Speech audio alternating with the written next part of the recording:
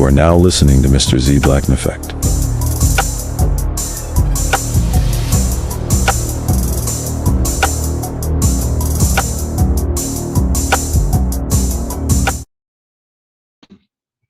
What's going on, y'all? Fair use, fair use, fair use, fair use. What's going on, y'all? What's going on? What's going on? So my apologies for the lateness. We're not super late. We're like 20 minutes late, which in the grand scheme of Zedom is not as late as we could be. We are going to be reviewing a few things today, including a Mr. BGS, right? And a couple of his actually think pieces. I think BGS is on point. I hold BGS in high regards. So we will be reviewing a few of his recent think pieces. We will be reviewing what's the young lady name? I forgot. We'll say it in a minute. But and one of her think-ish feelish pieces, right? Concerning DV and the celebration of DV, right? And her angle that didn't take into account that concerning black women were the ones that was really DV on men in the 70s and early 80s. And yeah, so just saying, if you're gonna try to be accurate, then be accurate, right? I don't know. Anyway, so we will be talking about that. Who else did I put up there? It was someone else. Something. Oh yeah. And a Mr. Home Math, right? We will be like, share, subscribe, hit the super chat because it looked like we over. Am I messing off? I think I might have messed up by being behind you. Oh boy, did I mess up? I think I might have messed up. Okay, we're about to see in a minute. Yeah, we will be reviewing a bit of Home Math also. But before we get to that, okay, I didn't mess up. Haha. Well, maybe we'll see in a minute. We will also be speaking on this clip that I played the other day. There was a part 2. Shout out to you, whoever sent it to me. I already forgot because Mr. Z over here. Life is lifing, everyone. Life is lifing. So there's that part. So we will be speaking. As a matter of fact, I think I want to speak about that first. So y'all bear with. We're going to play this and then we're going to come back on the other end of this very short clip where we speak about why this is happening. Continuing. In response to the conversation that's going on now that I started yesterday about black boys coming onto this app expressing an open desire and preference for snow bunnies, Sheila wrote that your daughter has to be open to other races. Why didn't I think of that? If that was the answer to my problem or her dilemma or her internal dialogue, then we could be moving on. Like, this could be easy. The truth is, black boys and black girls are operating off of 2 different handbooks, so to speak. I'm not saying it's right, but I'm saying it is what it is. Black boys are at the top of the totem pole as far as desirability goes, especially in non-black areas. There's a lot of intersectionality as far as boys go with females of other genders. The same doesn't happen in reverse. So you have boys at the top, black boys specifically, and you have black girls at the bottom. So to say that she has to be open to other races when you're at the bottom and your options just aren't like what they are for other races, that's glossing over the true issue. Okay, why did Mr. Z want to play this and start off with this clip? Shout out to my subscribers. It's not like y'all doubted me anyway, but this goes back to Mr. Z saying the black men in the black community are the beautiful ones. That is a black woman corroborating that black men are the beautiful ones, right? That is what she just said in her own way. Black men are, and excuse me for my background and loud and Mr. Z, we are in transit. We are not reckless right now, but we will be in a little bit. So there's that part. Black men are the beautiful ones. Now, this is not something I necessarily care to brag about per se, but it is something to take note of when we see how black women speak to and about black men, right? This is not something that most black women would like to admit to, right? And if you as a black man acknowledge and not celebrate, simply acknowledging that outside of the black community, Z, why do you got to go into detail, Z? Simply acknowledging, that outside of the black community, Non-black women, ooh, Z, don't say the other part. And non-black men, god damn it, Z, see black men as the beautiful ones. Now, some non-black men don't want to admit that because they don't want to sound, but some of them are, and then you find out, but when you find out who they doing, ew. Huh?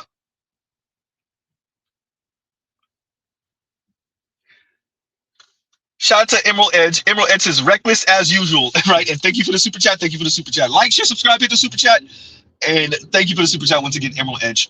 So that is why I played that clip. And to the lady, once again, as I said, your daughter's young. She's probably, what, 15, 16 now? No, definitely 16, maybe going on 17 now. You're going to be okay. She's going to be okay, right? But let's be very clear. If black women need to raise their daughters as if black men and black boys are the beautiful ones and move accordingly. Own it, accept it, stop beating up on black men, insulting black men, hoping that black boys and black men act like they're not the beautiful ones in the back. Z, you tongue-tied. Pause. Black boys don't need to act as if they're not the beautiful ones, right? No, black women need to move accordingly, knowing that black men are seen as the beautiful ones and move accordingly. Black girls and black women still have predominantly the first right of refusal with black boys and black men because black boys and black men still largely live in black communities, right? Black boys and black men still largely live in black areas around black girls and black women. Black girls and black women, black girls still have first right of refusal for now. But okay, fine. We're talking about more diverse environments. Why aren't the black girls, I don't want to say making themselves available because they're minors. That sounds weird. With that, showing a bit more interest instead of sulking in the corner, growing resentment. I don't want to talk about black children. This sounds weird. Okay, we'll talk about black adults. Why aren't black women, because black girls become black women, and black girls that had this feeling since they were children and now they are black women end up sounding like, well, men in Germany are treated way differently than black women in Germany. Black men are appreciated in Germany. Black men are put in a cultural sense, in a societal sense, you are seen as interesting, whereas black women are seen as lesser. An experience, a novelty in which you can approach voyeuristically, and it's dehumanizing. I was a member at Soho House, and I remember seeing a black man sitting there, and there was all these white women around him glorifying him, gawking at the fact that he was existing. And I think black men need to acknowledge that their lived experience in Germany is disproportional to that of a black woman in Germany.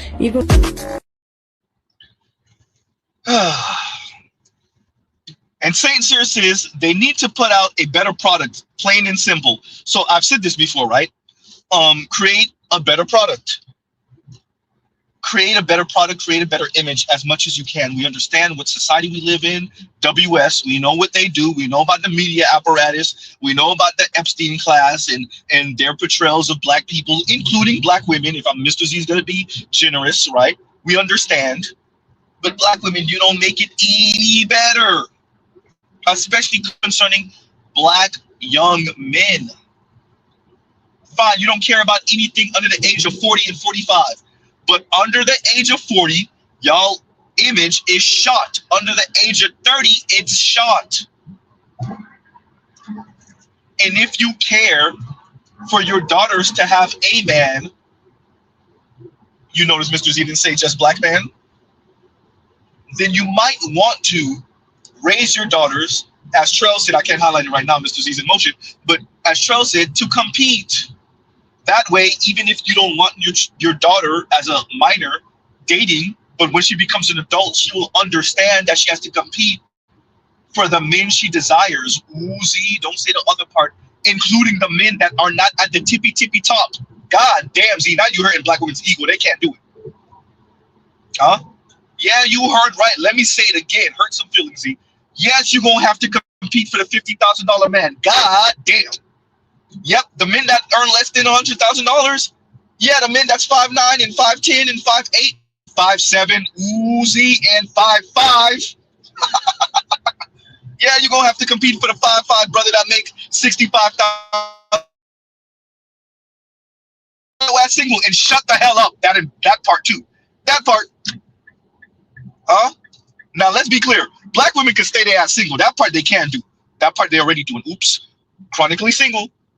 But what they cannot do, is shut the hell up while they're single. Oh, you better believe they're gonna be talking crap about black men. That part. Huh? Charles said I didn't say that. Oh, wait a minute. Then who said that? Trell, wait a minute. It's Charles said he didn't say it. Wait a minute. Trell, what the hell? It wasn't Trell? Who was it? Oh, Trell, it wasn't yours, Excalibur. Sorry. Sorry, Excalibur. Sorry, Trell. And Excalibur said, teach your girls to compete. My apologies to both of you. Right? Talking about telephones. Mr. Z be the one to mess up the whole message. Right? So for all of you, side note, for all of you that said that Mr. Z need to start a Patreon, I don't want to be, because I don't want to be doubling up on what BGS said with my immature self and my lightweight understanding of things. Because yeah, what's going on over there in the place over there? Because you know that little slice of Europe is over there instigating stuff, and yeah, anyway, y'all already know what Mr. Z is saying. I really want to talk about that, and you know we can't talk about that over here, right? Yeah, because I really want to talk about that, right? And then get the professionals all up in there. But I know we can't talk about that over here because Mr. Z and I trying to get his channel taken down, right? So yeah, about that Discord and about that Patreon, yeah, about that. As Lion said, or Discord, right? So that part. Anyway, continuing. So yeah, so teaching your daughters how to compete and teaching, like, yeah, for the most part, the black folks in the hood or the black folks around the way in nicer neighborhoods, black neighborhoods that aren't upside down, right? But black solidly middle class or working class black neighborhoods, the daughters have the first right of refusal. They do, because they're around the black boys. But you let that black boy mess around and go to a diverse school, high school. You let that black boy mess around and go to a PWI, predominantly white institution, everyone. Oh, well, I don't know who doesn't know that by now. But anyway, a PWI, and he catches a Latina's eye. He catches one of these young white women's eye, maybe even a South or East Asian young lady's eye. It's over with, especially if she's not on some super sassy, mean stuff. Right? Oh, man.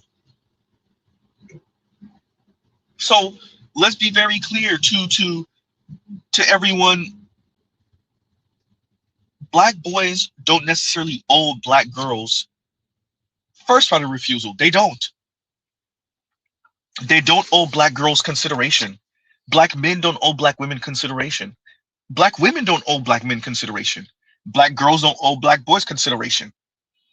That is not the society or the environment we live in anymore. Right?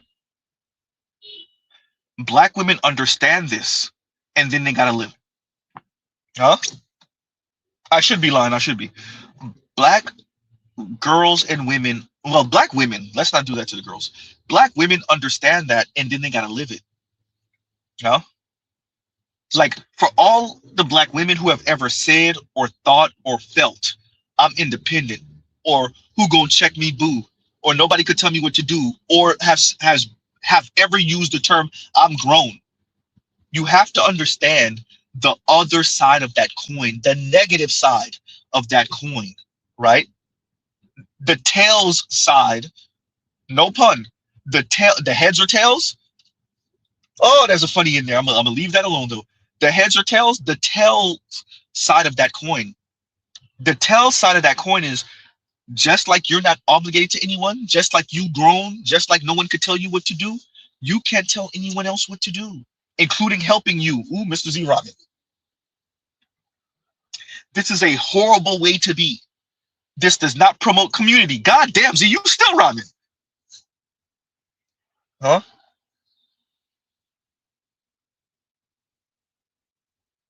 If you want to be free and liberated and autonomy, you got to pay your way through that. That's not just money. That's time, that's energy. If you want to build a community with other like-minded women and whatever handful of men want to join, cool. But appreciate other men who do not want to sign up for that, do not owe you. Huh? Trell, hysterical. I was thinking it. That's why I said I ain't gonna say it. I believe it. Right? And that is a hard way to go for a lot of folks. For a lot of folks, that's a hard way to go. They don't want to consider it. They don't want to think of it. But that is what it is. Huh? Ladies, you owe the men nothing. I'm saying the ladies, I'm saying grown now because I don't want to talk about children. We're talking about minors here. No? You don't owe the men anything, but likewise, they owe you nothing.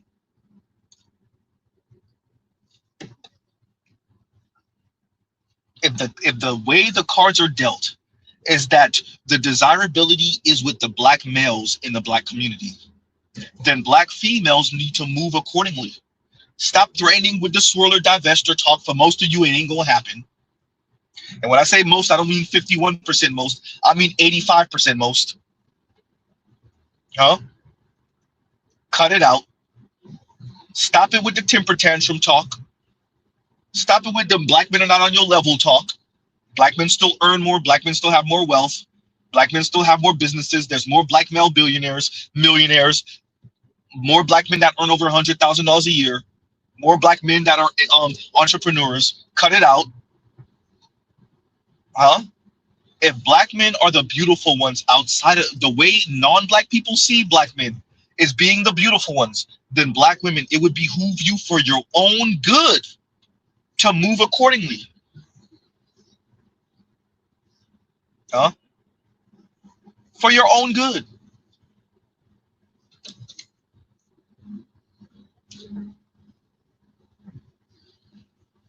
But if not, then you find yourself, well, the way you are now. You find yourself the way you are now, which is throwing temper tantrums, threatening black men, minimizing black men's accomplishments, right? Insulting black men privately, in public, online, in real life, etc., etc., etc. Using black men like BLM did, the blood, the lives, the memories of black men for the upliftment of everything but straight black men in particular. Using the blood, the lives, the memories of heterosexual and straight black males, boys and men, to advance the group of people that have very few or anything to do with straight black men, heterosexual black men. Huh?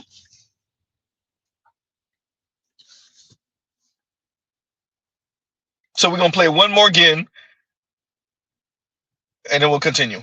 In response to the conversation that's going on now that I started yesterday about black boys coming onto this app expressing an open desire and preference for snow bunnies, Sheila wrote that your daughter has to be open to other races. Why didn't I think of that? If that was the answer to my problem or her dilemma or her internal dialogue, then we could be moving on. Like, this could be easy. The truth is, black boys and black girls are operating off of two different handbooks, so to speak. I'm not saying it's right, but I'm saying it is what it is. Black boys are at the top of the totem pole as far as desirability goes, especially in non-black areas. There's a lot of intersectionality as far as boys go with females of other genders. The same doesn't happen in reverse. So you have boys at the top, black boys specifically, and you have black girls at the bottom. So to say that she has to be open to other races when you're at the bottom and your options just aren't like what they are for other races, that's glossing over the true issue. And let me see. And Kanguru says, Z, dissect that video I sent you into your email player.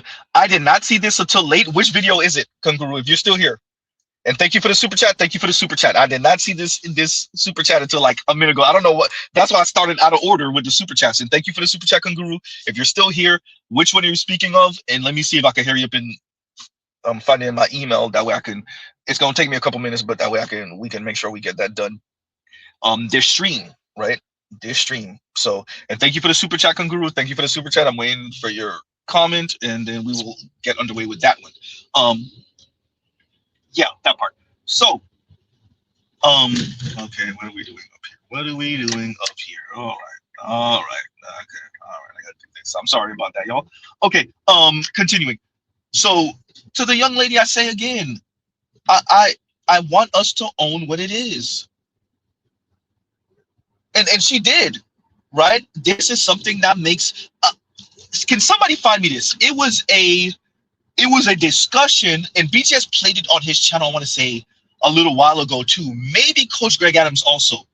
And it was like a group of black women sitting down, and one of them said, and black men, you know, them non-black women, they want them a black man, unlike black women, or something like that, she kind of said. And the other black woman hushed her, like shushed her. Hushed her, Z? What's hushed her? Shushed her, right? If anybody remember that one, right? So please and thank you, send Z that one, right? Send it to Z, right? So yeah, Kunguru, if you don't, and he's like, email says Kunguru. Okay, I'll check it. I'll check it in a minute. And Black Uru says, my math says black females should work harder to hold on to their more desirable male peers. Black Uru, I'm gonna hurt some feelings. Ooh, Z, I think black women should even hold on to the non-select men. God damn, Z. I didn't say the bums. I didn't say your nephew that's 29 years old scratching and sniffing on your sister's couch. I didn't say those guys. I said even the brothers who got their head on right and that are stable and that are doing okay in life. Huh? Because the question is, Uzi, where's she gonna go? Ooh, goddamn. A lot of what I would argue black women are pulling and doing over the past few decades is, I don't care. I'll crash myself just to prove a point. Okay, all right. All right. Huh? I don't need you. Okay, all right. Huh? And how has that been working for black women, I don't know, over the past 6-ish decades? Yeah, about that. Huh? But I understand what Black Uru is saying, right? Understandable. And yes, black women should definitely work hard to hold on to their desirable peers. But I would say even the brothers a step or two under that, right? Have much of what's going on with this wealth transfer is about marriage. It's about marriage. That crazy ass wealth transfer, it's couples, it's people that were married or that people that are married that's passing big money to their kids, leaving their kids the house. When you blow up the marriage, you blow up the money. Isn't that one of the biggest indicators of poverty too? Divorce? Huh?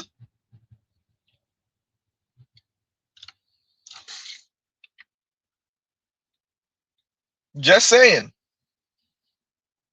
Okay, Kanguru, I did see it. I did see it. Give me a second. We'll get to that in a minute. We'll get to that in 1 minute. I'm literally looking at it right now on the side of the screen. I wish I would have checked my comments earlier before. I would have had it ready. I would have had it ready, Kanguru. And my apologies, right? Before we get to that though, which one do I want to?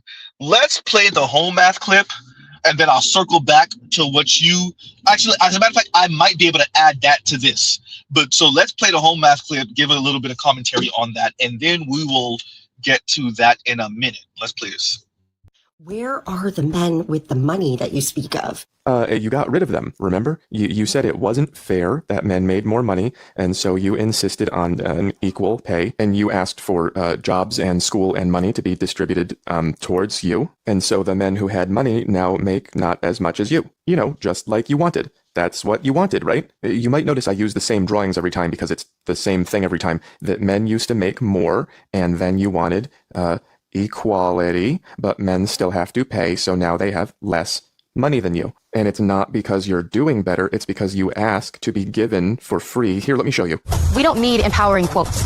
We need promotions. There, you see that? It says the future is female promotions. Now, maybe you could check my math on this, but if the future is female promotions, then that would mean not male promotions. And promotions are where you get money. So then the future would be female money. Not like this, more like this, or even farther. So then the men with money would become the men without money, because you have it. At not one point in my life have I ever met a man that made as much money as I did or more. You sound upset. We are also upset. As a matter of fact, in my 40s, they have turned into the most pathetic group at a level of high school, early 20 struggle love. Yes, that's exactly what happened to me. In school, girls got bonuses and I did not. And when I looked for work, girls got bonuses and I did not. And then in the dating world, girls got bonuses and I did not. So I ended up with not very much. I'm about to be 40 and this was going to be me if it wasn't for YouTube. And it's not because I didn't do these things. It's because when I did them, they told me, sorry, get at the end of the line.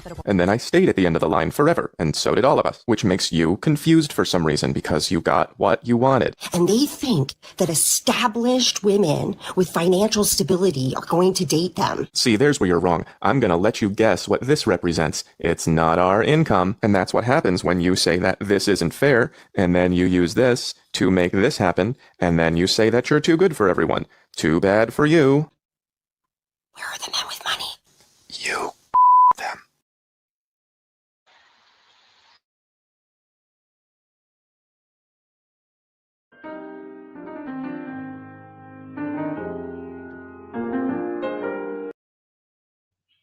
Okay, so shout out to home math, and once again, so it's simple math. Who is ladies? What this cost them? Like that's a real thing. Other than Anne Marie Slaughter and maybe a couple of other folks, like who young women in specific. This lady was 40, but young women in specific, like is no one's talking to them about the realities, the unflattering realities, huh? That's a real question, everyone.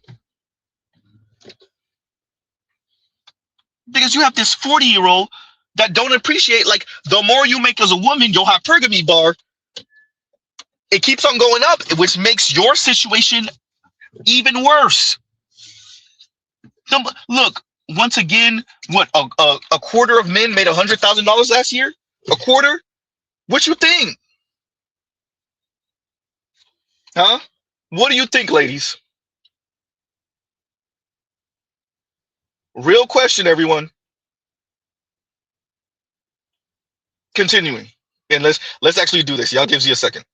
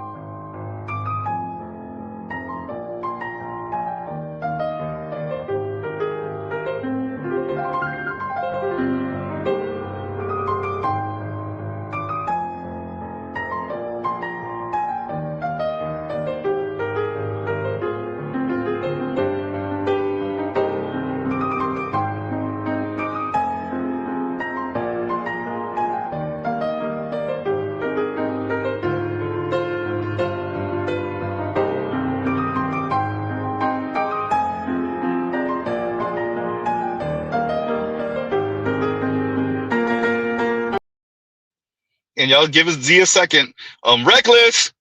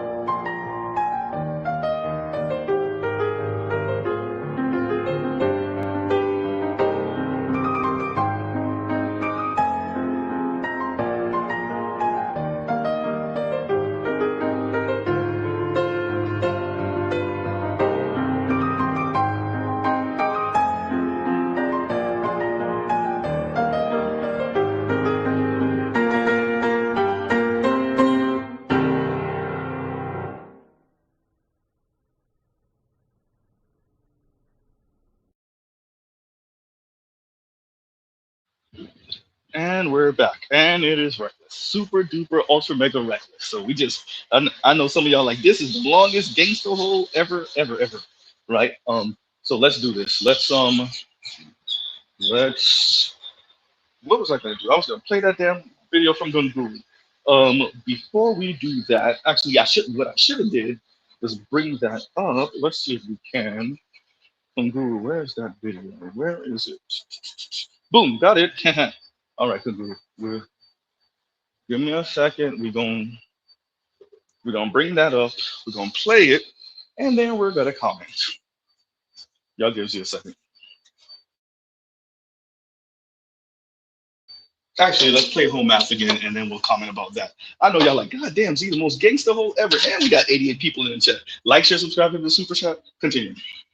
Where are the men with the money that you speak of? You got rid of them, remember? You said it wasn't fair that men made more money, and so you insisted on an equal pay, and you asked for jobs and school and money to be distributed towards you. And so the men who had money now make not as much as you. You know, just like you wanted. That's what you wanted, right? You might notice I use the same drawings every time because it's the same thing every time. That men used to make more, and then you wanted equality, but men still have to pay, so now they have less money than you. And it's not because you're doing better, it's because you ask to be given for free. Here, let me show you.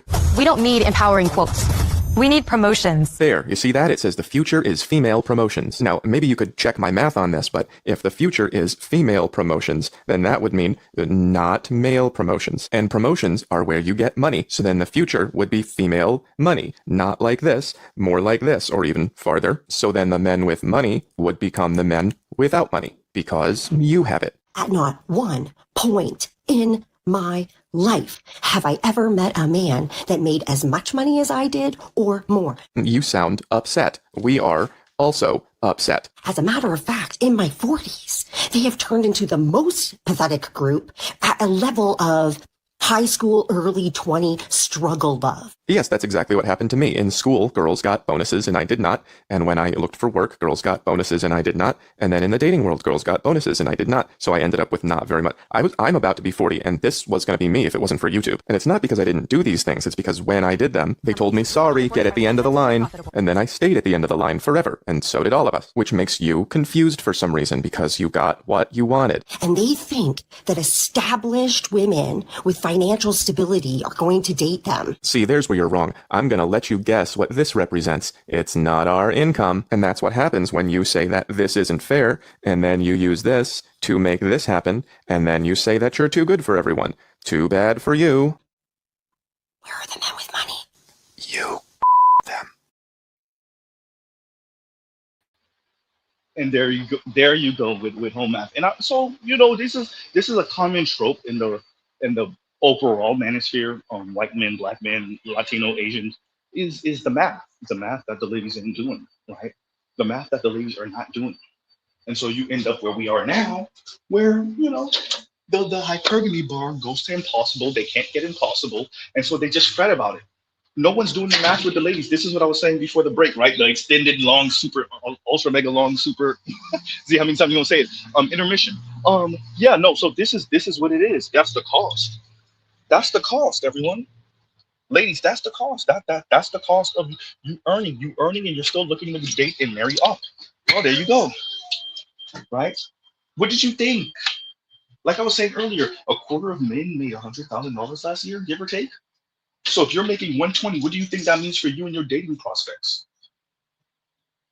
And that's without height requirement. That's without a certain look that you're going for, a certain archetype that you're going for. And that's without any of that.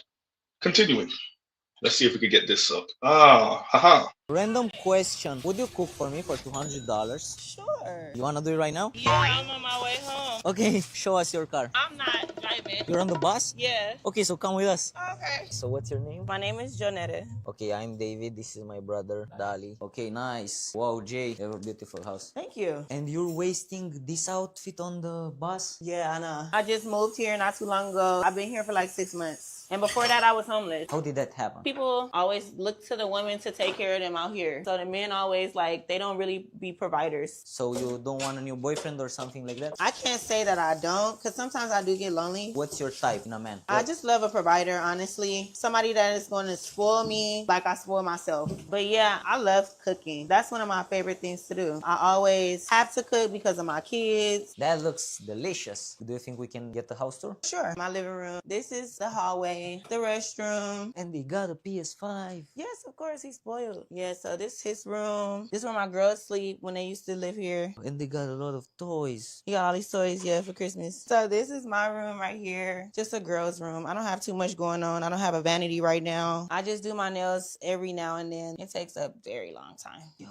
Those are my kids. So you got a boy and 2 girls? Yep. Their dad is black as well? Both of my baby daddies are black. Would you ever date a white boy? Or a yellow boy? I would date outside my race because I just don't want to be responsible for everything like I am right now. You get what I'm saying? It's not a lot of male providers. Like, I don't know too many black Americans that... Oh my god. So your statement is that all black men are not providers? Not all of them, but they lost their way. Let me just say that. I'm just like, damn, I really do have to start dating outside my race now because it's getting to the point where we not being valued enough. Your kids eat Fruit Loops? Yep, I eat Fruit Loops. Yeah, I like them too. That and Apple Jacks. Apple Jacks my favorite. Can we try some? You never had none? No. That's crazy. You ain't never had no Apple Jacks before. I mean, you could have won the challenge with this.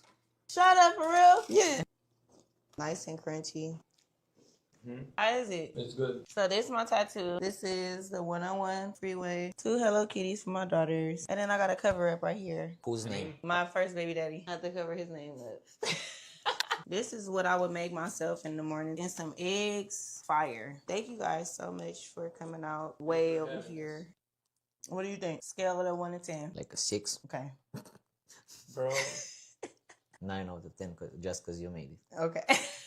I think they good because, you know, they not raw in the middle. They done all the way through. Now that I tried more, I would say an 8. But I would give you as a person a 10 out of 10. Thank you. This is my sign.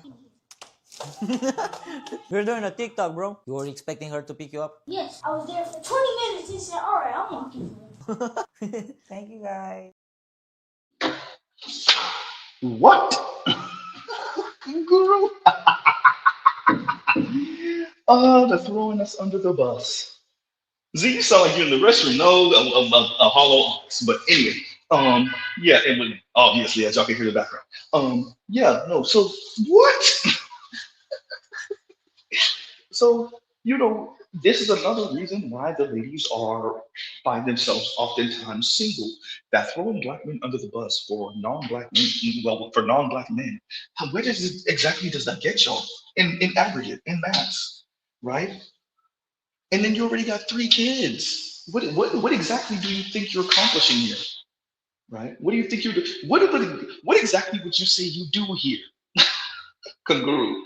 Hysterical. Oh man. Anyone who had a super chat above the Arena Revive super chat right here, please and thank you. Put the comment down because y'all already know how this goes.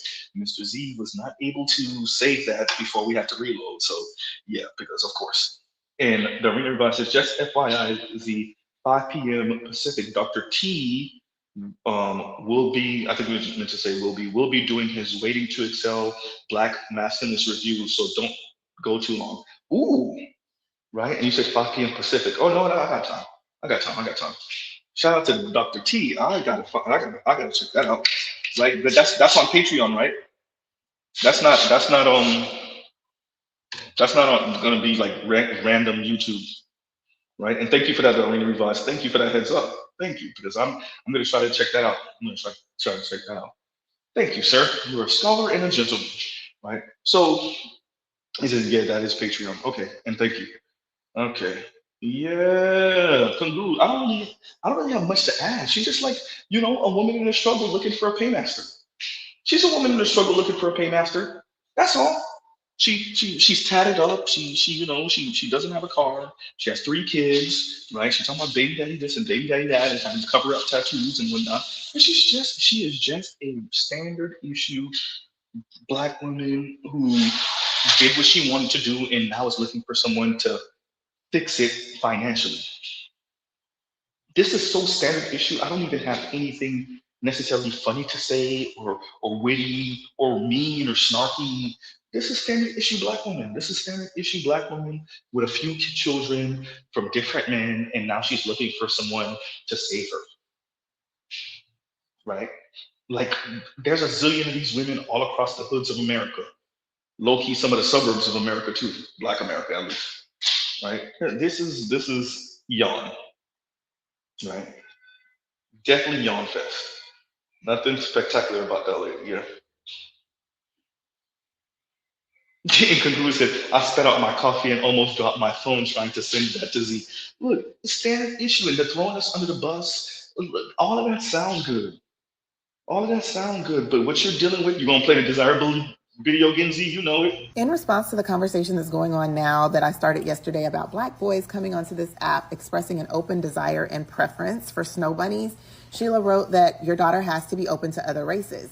Why didn't I think of that? If that was the answer to my problem or her dilemma or her internal dialogue, then we could be moving on. Like, this could be easy. The truth is, black boys and black girls are operating off of two different handbooks, so to speak. I'm not saying it's right, but I'm saying it is what it is. Black boys are at the top of the totem pole as far as desirability goes, especially in non-black areas. There's a lot of intersectionality as far as boys go with females of other genders. The same doesn't happen in reverse. So you have boys at the top, black boys specifically, and you have black girls at the bottom. So to say that she has to be open to other races when you're at the bottom and your options just aren't like what they are for other races, that's glossing over the true issue. And there you go. So that's what that young lady ran into, trying to appeal to those non-black dudes, right? Which one of them would have took her serious? That's a real question, right? Not with three kids from at least two different men. She said, "My first baby daddy." The cover-up tattoo was, well, I guess, commemorating her first baby daddy. So you got this man name tatted on you, and then y'all didn't work out, so you got a cover-up tattoo, Mr. Zeron, huh? Yeah, nah, we're just gonna leave that one, right? So when you come across women like this defecating on their ex, their baby daddy, just understand she's looking for a savior. She's looking for a paymaster, right? The same type of man that she said what she finds attractive is a provider. She went straight to the money. She went straight to the money. The same type of men, more than likely, she did not find attractive all of before the children. And here's the thing. Clearly, she didn't learn her lesson the first time with the first baby daddy. Oh wow. Huh? Oh wow. And let me read this from Blue Sox because it's kind of pertaining to what we're talking about. And Blue Sox says, and thank you for the super chat. Like, share, subscribe, hit the super chat. Blue Sox says, a struggling chick that was previously homeless talking about her type is a provider. Question mark. I have to I have to remind myself. I know what you're saying. I have to remind myself. Um, they choose loser ninjas. She's talking about her type when she makes disparaging remarks. Look, don't expect it to be consistent. I said this to BGS forever ago. Don't expect these things to make sense. Don't expect these women to be consistent. Don't expect the math to math. It's not going to math. Exhibit A, right? Of course, I know it's frustrating because we're expecting them to be some type of consistent. They're not. She made her choice. She was homeless, as you said, right? She made her choice. And this is the cost of it. The cost of it is she got three kids from at least two different men, and now she's looking for a paymaster, and she's talking about dating out of her race. This is like many of your standard swirlers. Some of your this is Queen not Queens of Cloud. I was gonna say Kings of Queens girl, right? This is Kings of Queen girl or whatever her name is, the little petite dark skinned sister with the big show looking ass white boyfriend. This is that same type of dynamic, right? So yawn. And Blue Sox, thank you for the super chat. Thank you for the super chat. KMS says, two tragedies of life. And thank you for the super chat. Two tragedies of life: not getting what you want and getting exactly what you want. I get what you're saying, but not reading the fine print. Exactly. Not reading the fine print. Women finding this out. Hashtag trade-offs. Say that. I really don't have much to add to that.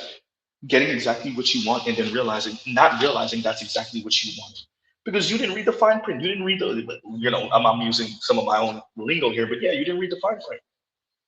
You got exactly what you wanted and you didn't read the fine print. And so now you're a baby mama of 3, right? Looking for a provider man. Like, who's gonna sign up for this? And then a non-black man on top of that, if you're open to dating outside your race, what non-black man is signing up for this? I'm not saying none. I'm saying what caliber of non-black man gonna sign up for this? And is he gonna be a provider man? That's a question for that young lady. What black man, to be frank, but what non-black man is gonna sign up for this? And is he going to be a provider man? That is the question, people. That is the question. Right? And it's easy to talk crap about black men. That sounds good, but once again, and this goes back to what I say to FD Signifier, if you can't subsidize these chicks, then like, what are you doing? What are you doing on your channel? Do no harm? Good luck. Look at this chick. Look at this lady. And Cameron, thank you for the super chat. Thank you for the super chat. And the Arena Revive says her first baby daddy is a Pyru banger and is on parole. Say that. We don't know that for sure, unless you watched this already. But we don't know that for sure, Arena Revives. But I understand what you're doing and saying with that. It's hysterical. But yeah, I mean, at the end of the day, she made her choice. She's living the consequences of the choice she made, and that's what it is, right? And that's what it is. Oh man, I'm the fact that she really kept on saying I'm looking for, and like the cameras are rolling. You don't understand how desperate you sound. You don't have no pride about yourself. Oh, it's sad. Oh, that this is the cost, everyone. This is the cost of all that autonomy. You did what you wanted to do, and now the bill has come due. Mr. Z, I know you did what you wanted to do, and now the bill has come due. And the bill maybe says that you don't get that type of provider man. Not even maybe says the bill says you don't get that provider man. And thank you for the super chat, Arena Blast. Thank you for the super chat. Talking about that. And KMS also said, oh no, we read that already. And Magni says, black women for nearly 100 years bullhorned, black men shouldn't get the milk without buying the cow. I counter with, black men should never buy spoiled milk and a sick cow. Black men should never buy spoiled milk and sick cow. Listen to Z over here getting tongue-tied. Yeah, but I don't think our sons are doing any of that talking. The young black men in specific, are not doing any talking. They're just moving accordingly, right? And that's what the young lady was saying that I played in the first clip. She's saying the young men are moving accordingly and they're desirable enough for them to do so. That's the catch. The young men are moving accordingly and they're desirable enough to do so. The young men are not having this. The conversation we're having is largely a millennial and up conversation. Maybe some of the oldest Xers, the oldest Zs, Generation Z. But once you start getting under, let's say, I would argue 25 years old, 24 years old, this is not a conversation anymore. Those young men are just going for the best woman for them. And that sense of loyalty to black women in particular, and having air quotes fully black children, I don't see it with a young man. And for any of you who are interacting with young men, especially young black men in diverse environments, y'all tell me if Z is wrong, if I'm off base here. Y'all tell me if y'all see different. Because what I see down here in South Florida, these young men are going for anyone who fits what they're looking for. And they're not particularly loyal to black women, air quotes loyal to black women. They don't have this idea. It's who fits what I'm trying to accomplish. I'm not going to say it's all of them. I will say it is a large group, somewhere around the 50% line, right? And I'm specifically talking about young black boys who grow up in environments where they can make that choice. It's not a predominantly black environment where, you know, you already get imprinted on, right? That's real. Anybody that sees different, let me know, right? Real statement right there. Let me see. The arena revive.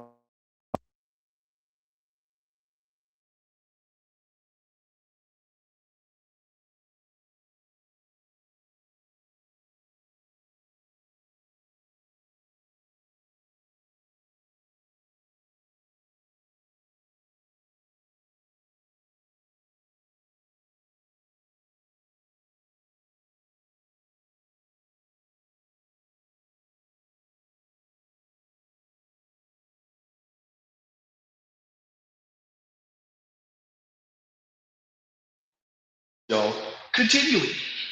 And once again, the arena revive says, Z, poll the brothers on how many got punched in the face when they were black boys. It starts with the little girls. We can't hide from that. And so I'm going to play that clip in a minute. I'm gonna get to that in a minute on the arena revise, because the arena revise is speaking about a clip I think that I have in the description box. So we're gonna get to that in a minute.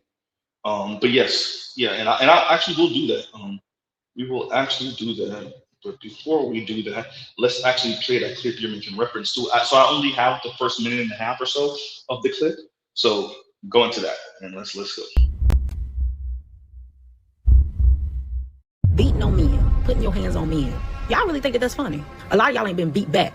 Beats boys. Huh? Beats, that's boy. I'm not the friend that you call when your man is acting up, because I'm going to tell you to put your hands on him. Just saw a girl hit her boyfriend. It's hard watching others live your dream. I don't know who needs to hear this, but sometimes a man does need to be beat. 2026, men, we get beat. The way a lot of y'all is normalizing domestic violence is really scary to me. One of the worst things that can happen in a relationship is surprise being repackaged and resurfacing on the internet as something, I kid you not, #relatable, #funny, and #trending. Yes, domestic violence is trending on social media, and I wish I could say it was because we fast forwarded to October and it was Domestic Violence Awareness Month, but no, we are currently in the time where people are loudly and proudly coming online and taking a stand for it. Men, a lot of men are very audacious because they don't get beaten enough. Now, before we get into this video, I do want to give a quick viewer advisory. I will be blurring all physical acts of violence to make this video easier to sit through, but we will be talking about DV, and if that's triggering for you, please click off this video. I try to make my platform a cozy corner, but not all important conversations can be cozy. So I understand if this video is not your cup of tea, and I will see you in the next one. But if you are staying, welcome to the Girl Talk you didn't know you needed. Now, I'm not saying you have to subscribe. You're classy. I know you don't just give those away for free, but hopefully at the end of this video, we become bestie enough for you to take that next step. That being said, to understand how we got to the lowest point of society, we have to go back to a time when this wasn't a trend, okay? It was a secret. Yeah, so there you go. So my battery is going by fast, you guys. So yeah, it's super reckless right now. So what we're gonna do, because Mr. Z got to improvise and in freestyle today, with because I thought we were gonna have way more time. What I'm going to do, and so bear with. This is how it's gonna go. We have to be prepared for Mr. Z to make an abrupt end. If you get it, you get it. Do not put it in the comments. So I'm going to have some of you up, right? So we put in the link in the chat now, and y'all let me know what y'all think about what I've covered so far. And yeah, that part. So yeah, so let's go into that. We are now living in a time where, and the young lady says it later on, her name is Janae, the host of this channel. We're living in a time now where female empowerment now looks like women assaulting men, right? Now let's be very clear, particularly for the Black community, Miss Janae, for a good 12-year stretch, and I think it might have been longer than that, Black men were the #1, if I'm not mistaken, victims of DV in America, right? The #1 victims of DV in America. That's not by coincidence. That's not because Black women were retaliating back on Black men. No.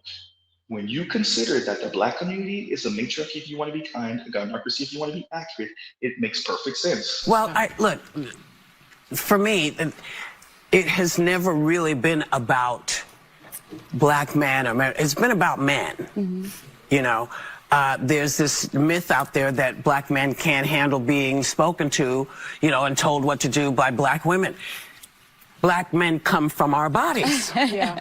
So black men have black mothers. So they're used to having these conversations with women. The matriarchy is You know, strong with the black It is community. very strong. Yeah. Conversations with women. The matriarchy is You know. strong with the black It is community. very strong. And for a lot of, and you know, we are a matriarchal community, and I've said that before.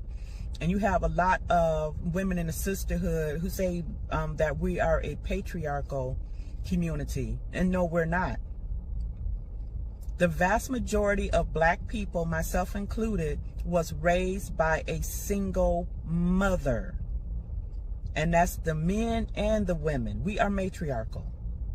If we were truly patriarchal, our communities would not be in this situation. And I'm going off on a tangent. The reason why the sisterhood doesn't like strong, masculine black men who are truly living in their masculinity is because because black women would need accountability in order to fall under correction. I recently had someone coming at me. So let me read this real quick and then you got to run. Passport Bros United says DV is bidirectional in the black community. And this one very important. He says, Krabby Abby says, what happened to the every 5.5 minutes stroke? I think it was 5.5 hours. You might be right about 5.5 minutes. I think it was 5.5 hours. But either way, it was a trend. It was a trend. Look. Yes, there can be trends that are about propaganda and organizing narratives and painting pictures. And so what you had with that every 5.5 hours, or as you're saying here, every 5.5 minutes. And for those of you that don't know, so a couple of years ago, and one of the people that popularized this was Paris Milan. There was a whole thing about femicide, black femicide, and every 5.5 hours, a black woman is being deleted. And what was said and sometimes implied, more often said, was that it was at the hands of a black man. And so this became super popular on social media, especially in certain circles, right? Where every 5.5 hours, I think it was, but could be minutes, a black woman was being deleted by her presumably black male spouse, right? Whether boyfriend, baby daddy, husband, lover, etc., etc. And so, yeah, it was just a trope to kind of forward the message of black men ain't ish, and this is why you should date out and explore your options as a black woman. So that's what happened to that trope. It kind of died out. It died out. And after a while, it didn't matter anymore. Folks like Shay Sade, shout out to Shay, created counter narratives that proved it not true. And then one of the progenitors and the people that pushed it, Paris Milan, she jumped off the internet. She jumped off of social media over a year ago at this point. And so that's what happened to it. It kind of died out for a number of reasons. And so we're here now, right? So yeah, and I'm going to show y'all Vince's name in a minute. Y'all gives you a second. Hysterical. And let me take this comment off. And Vince's name is Shikari. Don't beat me. Hysterical and somewhat accurate. And let me read this from Elton, and y'all could go. And El says, you'll find that many movies and shows what women watch. Okay, many movies and shows women watch storyline has a woman who made disastrous choices and be rewarded with life has to with all life has to bless. I get what you're saying. In other words, yes, because isn't that like the dream of all dreams for people, but particularly women? Is that regardless of how I messed up, somebody sees the value in me and saves me, or luck just goes my way, or God just favors me, or whatever it is, right? It didn't matter what I did, how I moved, how I spoke, how I acted, somehow magically I still end up on the right side of history. I still end up winning. Somebody saves me. And I'm not like, I remember listening to Kim Foster a few years ago. And the way she spoke about, I want to say either punishment, and you could tell she was deathly afraid of people's get back because how mean and cruel people can be, which I understand. And for her it was like, people get off seeing other people get just desserts a little too much, which okay, it's understandable. But the way I interpreted what she was saying was I shouldn't be particularly punished for responding and reacting in the way that I do because of this environment, right? And there's this is some really weird stuff that you see often. But yeah, Els, the dream, it's Pretty Woman. As a matter of fact, perfect. It's Pretty Woman. What you're speaking about, even if it's not particularly sexual, what I hear is the pretty womanification. Z, you did that, I did that. The pretty womanification of female society, right? And there's a whole argument to be made that this has always been women. It's just that now we can see it for what it is. But it's this idea of like the tall, strapping, good looking man that saves me right as everything's about to crash and burn, even if it was at my own hands. You see, right? Go ahead. I disagree. I disagree. They want Lil Wayne to come save them. the Wait, song, say that again? they want Lil Wayne to come save them. The song that pops out to me that now it came out like 2008. Lil Wayne, Prostitute Flames. You know what song? When Wayne did what? Say that again. He made the song Prostitute Flames. I think he made it for Superhead, I guess. I don't know. I don't know if I ever heard that song. You was a prostitute, and I'm gonna drop it in. Yeah. I'm gonna drop it in. Okay. But I think I'll start off with this for the matter of just to see why domestic violence is not a good thing, and I'll start there. But shout out to Dr. T.S. Johnson, who actually made it clear that this is not a man bad, woman victim situation, because it come to find out that domestic violence is bidirectional. And I did graduate level presentation on that, and I think that it has like some things you got to think about when it comes to people and the way they think about dominancy is I'm better than you. That means I'm ruling over you, and all these other things that come with that have people think that they could just do what they want, how they do it with impunity. Let me ask you this, Vince. What's the title of today's stream? Money, Power, and Delusion. We're no, I'm not. By the way, I'm not getting on you for what you're saying.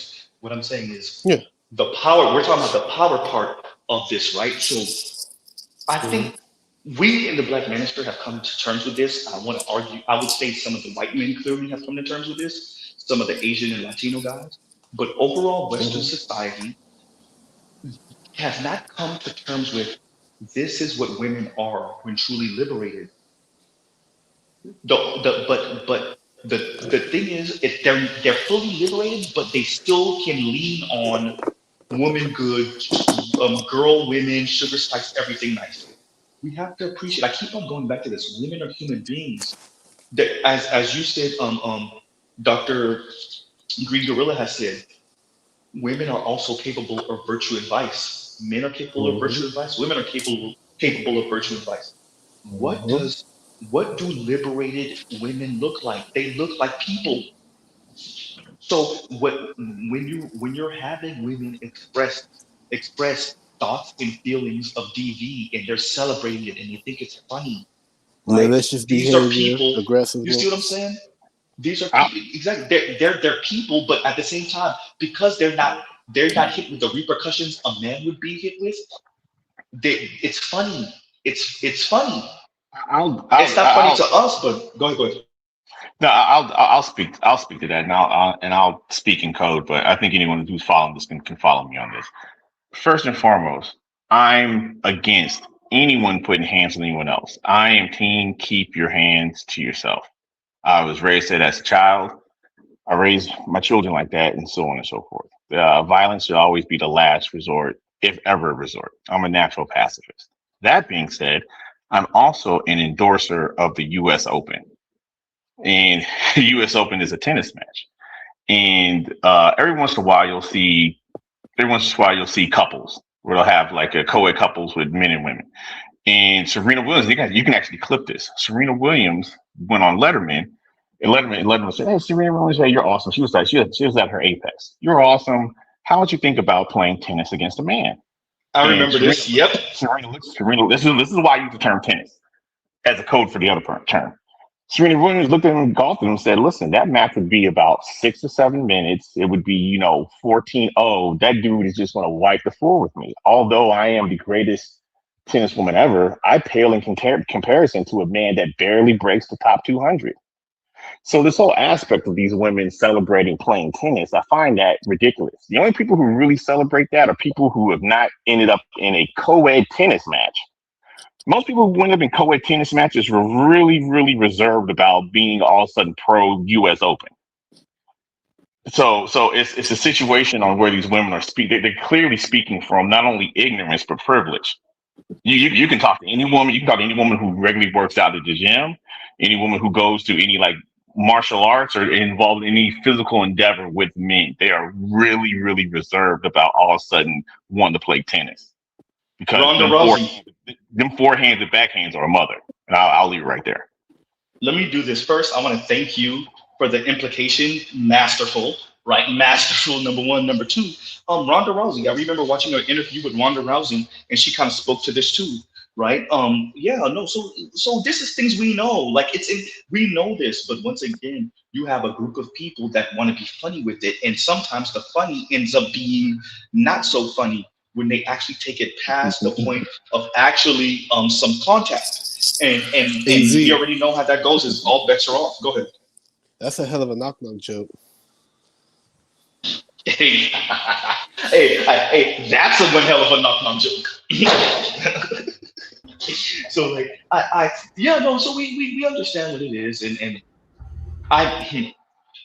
once again, when you are free from certain type of repercussions, or you think it won't happen to you, I would say there develops a level of naivete, arrogance, and so you can say these things because you haven't been on the wrong side of that thought process. You forgot another word. Impunity.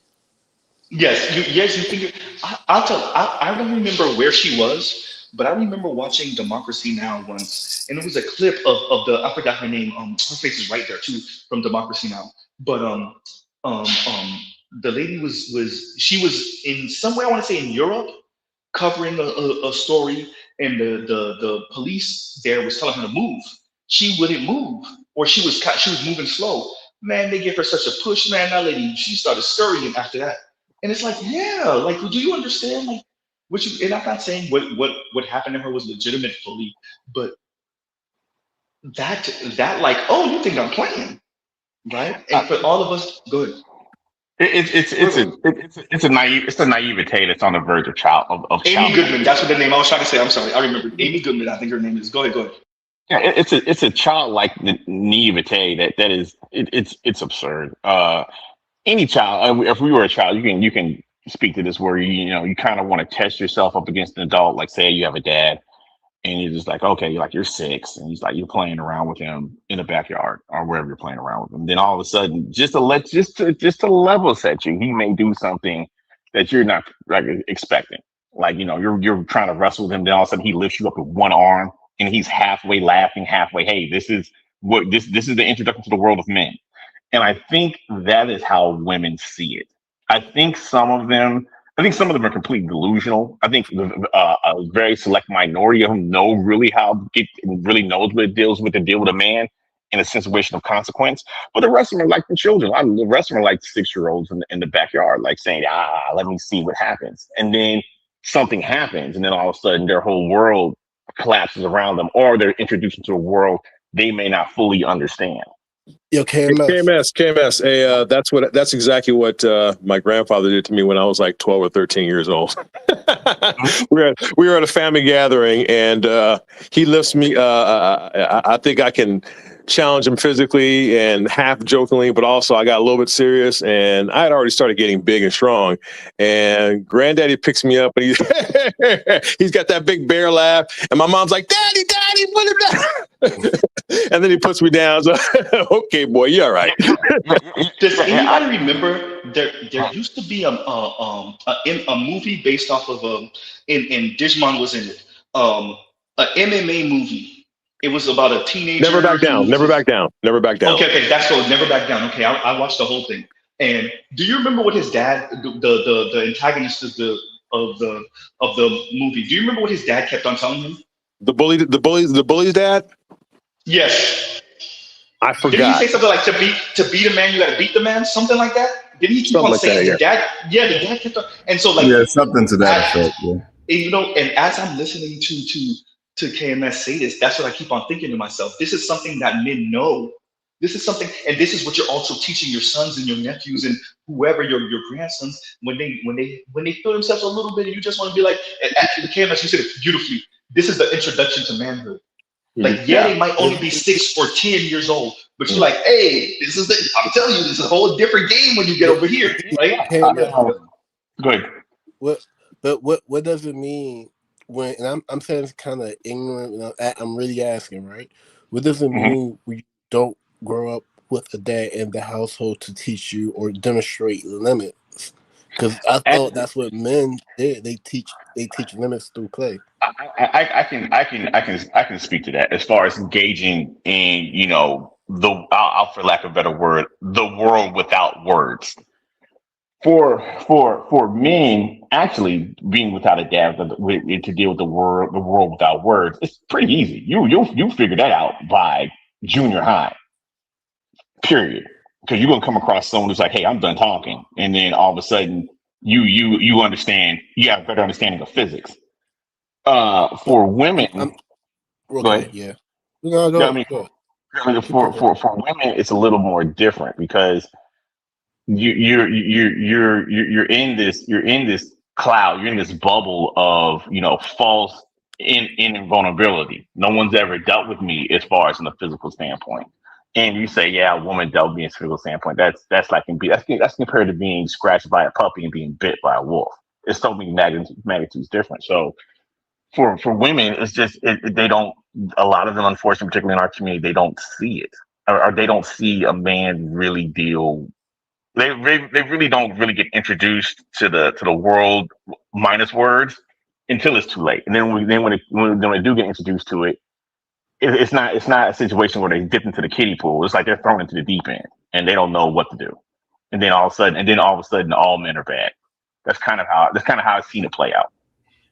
Well, Let me give you with all the crap they talk. Well, we are out of life preservers. We ran out. We ran out of life preservers. Yeah. Can I give you guys an example of what KMS was talking about when because it goes to this trans issue over the past decade that has really come to the fore. In MMA, there was the women's MMA was first starting to bubble up before it even got into the UFC level. There was this fighter on the regionals that was named Fallon Fox. Now, first people didn't know that it was a trans man. Her first 2 opponents did not know that she was a trans man, and they literally got put in the hospital. Right, one of them had a crack. I remember the story. Yeah, they had a hairline fracture of the skull, and it was a really tough type of. It was a conundrum for the people who were, because for the most part, up until then.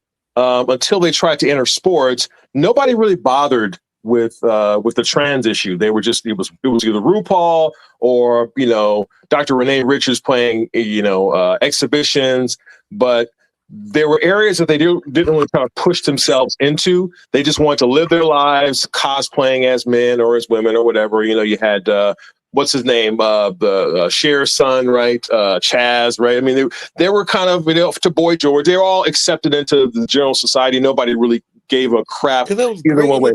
But yeah, and so, the one line that they didn't try to cross was that area of sports, and there was a big debate about whether she should be allowed to compete. Now it's funny that the irony is, exceptions don't prove the rule, but we have to recognize the exceptions when they happen. Is what took this out of what took her out of advancing through the MMA ranks is she actually got beat by a female, but that's only because that female, Fallon Fox, didn't know how to wrestle. She knew how to punch, but she didn't know how to wrestle. So a woman who actually knew how to wrestle took her down and just sat on top of her and beat the living piss out of her. Her name was Ashley Evans Smith. But that kind of ended that discussion. But still, it showed that had it been like just boxing or something like that, you don't put and Rogan was actually big on this. He was one of those guys, just like, you got to keep her out of women's MMA because this is how men's hands develop. And Fallon Fox had gone through puberty as a male, so regardless of whether she had a little less testosterone than the average male or even around the average female, she still had the bone structure. She still had the wide shoulders. She still had the big square jaw.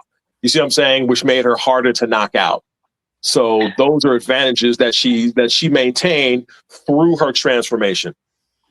No, absolutely. And I wish there was a way that women could just be, and once again speaking in code, women could be placed into the kiddie pool to understand the true physics of what their wolf tickets are trying to sell, as opposed to how it usually happens is that they're just thrown in the deep end. Like it's the difference between, at a petting zoo and then being mauled by a bear.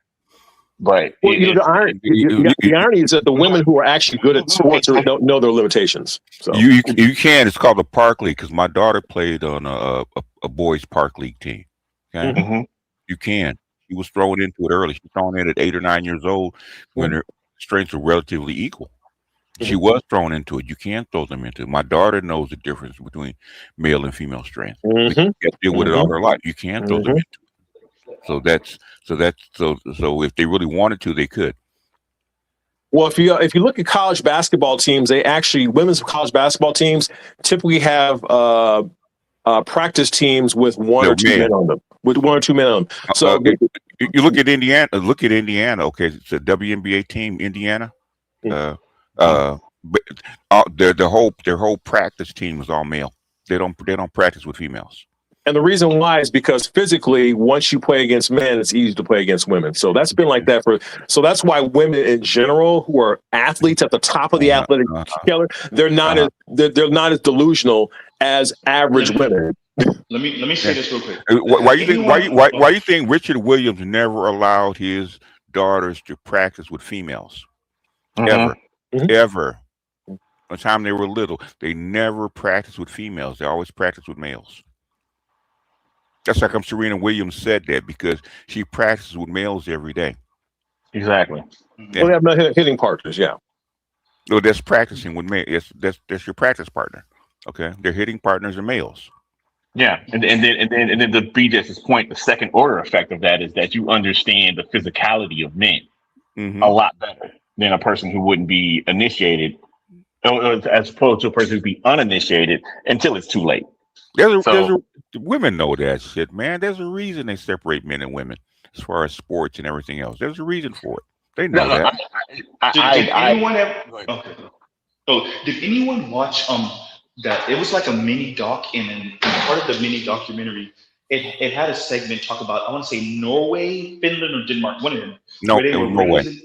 It was Norway. You know where I'm going. So it was the girls. They raised the girls to be rambunctious, or at least in the school they were raising the girls to be rambunctious and out there and express themselves, and they were raising the boys to be a bit more reserved, a bit more understanding. They noticed. They did that here. What are you talking about? They did that here. But what ended up happening in Norway, BGS, the DV rate. Remember the DV rate? And them dudes not sleeping them women. Sleep. That's what once again, you're raising her to be rambunctious and in his face. 20 years later, 25 years later, now they living in the same apartment and she running up on him. Sleep. Yeah. US Open. That's how you US Open. FAFO, right? Yeah. US Open. What's the most violent, even in the United States, what's the most violent pairing in the United States? Lesbians. Black lesbians. To women. Yeah. Studs are crazy, man. No, ain't it? Can't mess to tell you, it ain't the studs that are crazy. No, I know. Yeah, it's both. Well, both of them, but yeah. No. We'll just respectfully disagree because I know a lot of them. So. You got relatives that are studs. Okay? I do too. And the studs will tell you that them so-called femmes are crazy. Let's speak this out. And here's why I agree with VJS on this. Okay, just based on what we were talking about, the studs who see themselves as masculine presenting, they're going to find themselves more with men. So they're going to have a better understanding of true physicality unregulated. Right. Now the femmes are going to be more of a situation. They're still in that bubble of arrogance. Yeah. They're still in that bubble. So they still think, oh, I can just pop off however I want. I could pop off and swing. And you, especially since you're a female, I can swing on you and not get hurt. Okay. And that's what they do. So okay, we equal. I can swing just like you can. And they do. Yeah. Yes, well, you're not really disagreeing with me because they're more feminine presenting, and therefore they're not going to have as much impulse control. What happens though is that when the stud snaps, it goes a lot farther. And what we see, and when they do snap, right, like a guy like Ray Rice will throw that one punch. And then he'll retract, right? Yeah. Ray Rice, he snapped in self-defense. When the stud snaps, the female side of lacking impulse control will come out, and then you have what happened with. So how do you? Let me finish. Let me finish. Hold on. I want to ask you a question. Hold on. I want clarification. How do you define violence? Well, let me finish. When we finish, what happens is they will continue they won't stop. And so what you saw happen with Shamika Holdsclaw, where she didn't just beat up her girlfriend. She tried to shoot her in broad daylight, and she just went absolutely ham. All you're speaking to is kinetic impact. That is why when I come back to my term U.S. Open, it's just about kinetic impact. Like co-ed U.S. Opens, your average female tennis player is getting walked out of there within 6 minutes. That's including the walk of introduction. So you're dealing in a situation where you it's big. I don't know how big you are. So if a woman, it's a woman that's 5'1", 105 pounds, walks up and socks you beside the jaw, that's not violence. No. I agree with you. It is. What he's speaking to is kinetic impact. That doesn't matter. BJ, you're right. So the one say one's violent than the other. That's a wash. Because kinetic impact is, but here's the whole thing about kinetic impact is that you shouldn't put me into a physical situation in the first place. And in most cases with a stud and the femme, the stud's gonna be bigger than the femme. The stud is dealing with dudes who probably see himself as a dude. So the kinetic impact is going to be more impactful. But I'm not talking about kinetic impact. I'm not talking about kinetic impact. I'm talking about continuing because we as men, like. Let's say you and I got into a fight, KMS, and just like we weren't really. I might knock you down and say, "You all right?" And then we might get our round 2 on, or it's over. When women fight, I mean, come on, we've all seen women fight in general when they fight on the quad in junior high school. They don't fight fair. They pull hair. They have to be yanked off, and they'll tear off clothes. Did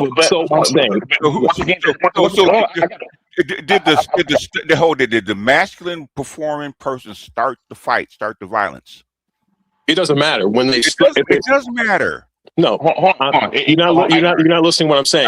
I am listening to what you're saying. When the stud snaps, they will lack impulse control. Is what I'm saying. But most of the time, they won't snap. Most of the time, won't snap because they're a little bit more masculine presenting. I'm trying to agree with you if you let me continue. Okay, but you're still arguing with me, though. I'm not arguing with you. You are. I'm actually respectfully disagreeing with you. Wait, hold on. Wait a minute. How do you? I heard it. I heard it. How do you respectfully disagree with me and not argue with me? Isn't the person who started? All right. Isn't the person who started the fight? That's why I don't like. That's why I don't like. Isn't I hate the word nuance. Okay, it ain't no fucking nuance. Are you arguing? You're not. No, you can. You can agree with somebody for different reasons, but if you can't grasp that, that's no. I let's disagree. You don't. Okay. Let's let Black Guru go. Let's let Black Guru go. Go ahead, Black Guru. Go ahead. Well, to me, it's this simple. The person who started the fight is the most violent person because there is no violence if the fight is never started. So regardless of what happens once the fight starts, by definition of starting the fight, you're the more violent person, especially if the violence is not warranted. I agree with that whole, and let me add to that so we can land this plane. Everything else after that is kinetic impact. It's called consequence. Like to the point. If me, yeah, but all the kinetic impact to me is not relevant when you ask who's the more violent person. There is no violence if the fight never starts. No, agreed. But here's how we're landing this plane, though. I absolutely agree. My whole thing is that, okay, whoever initiates is obviously the most violent party. Now, once it's sort of like this. It's sort of like if me and, let's say Joe Citizen get into something, I am provoked. I have more kinetic impact. I lose it and beat this dude within an inch of his life. He is still the more violent party. I just got the upper hand and have more kinetic impact. So to your point, but you and Black Guru, you and BGS, I do agree. The person who starts it is usually the more violent person. They just didn't do the math and do the calculus. Then why were you? But what? Then why were you saying you disagree? That's the other guy. That was me. Oh, okay. No. Pardon me. Your voices sound similar. Pardon me. No. That's KMS and don't read the same person, yo. Hey, that is a product of the modern American education. They all sound like that now. I'm listening to my grandson. My grandsons are 12 years old, and they sound just like KMS. There is a cookie cutter. There is a cookie cutter thing going on there with their voices. Yeah, I'm glad you said that, BGS. I see that with all my grandsons. And KMS, all brothers sound alike, right? Yeah. What I'm saying. Oh God, we're going left. This is going real left. Most Americans have a very similar speech pattern now because I noticed that was, as the generations go down, right? Because accent neutral. Yeah, it's because when me and Uru came up, okay, that we depending on which region you came from and what family you're raised in, you had a very different speech pattern. Okay, that's true. That's definitely true. Yeah, geography, generational, but yeah, the younger guys definitely sound more alike than we did. That's for sure. Yeah, that's because I'm speaking in my broadcast voice.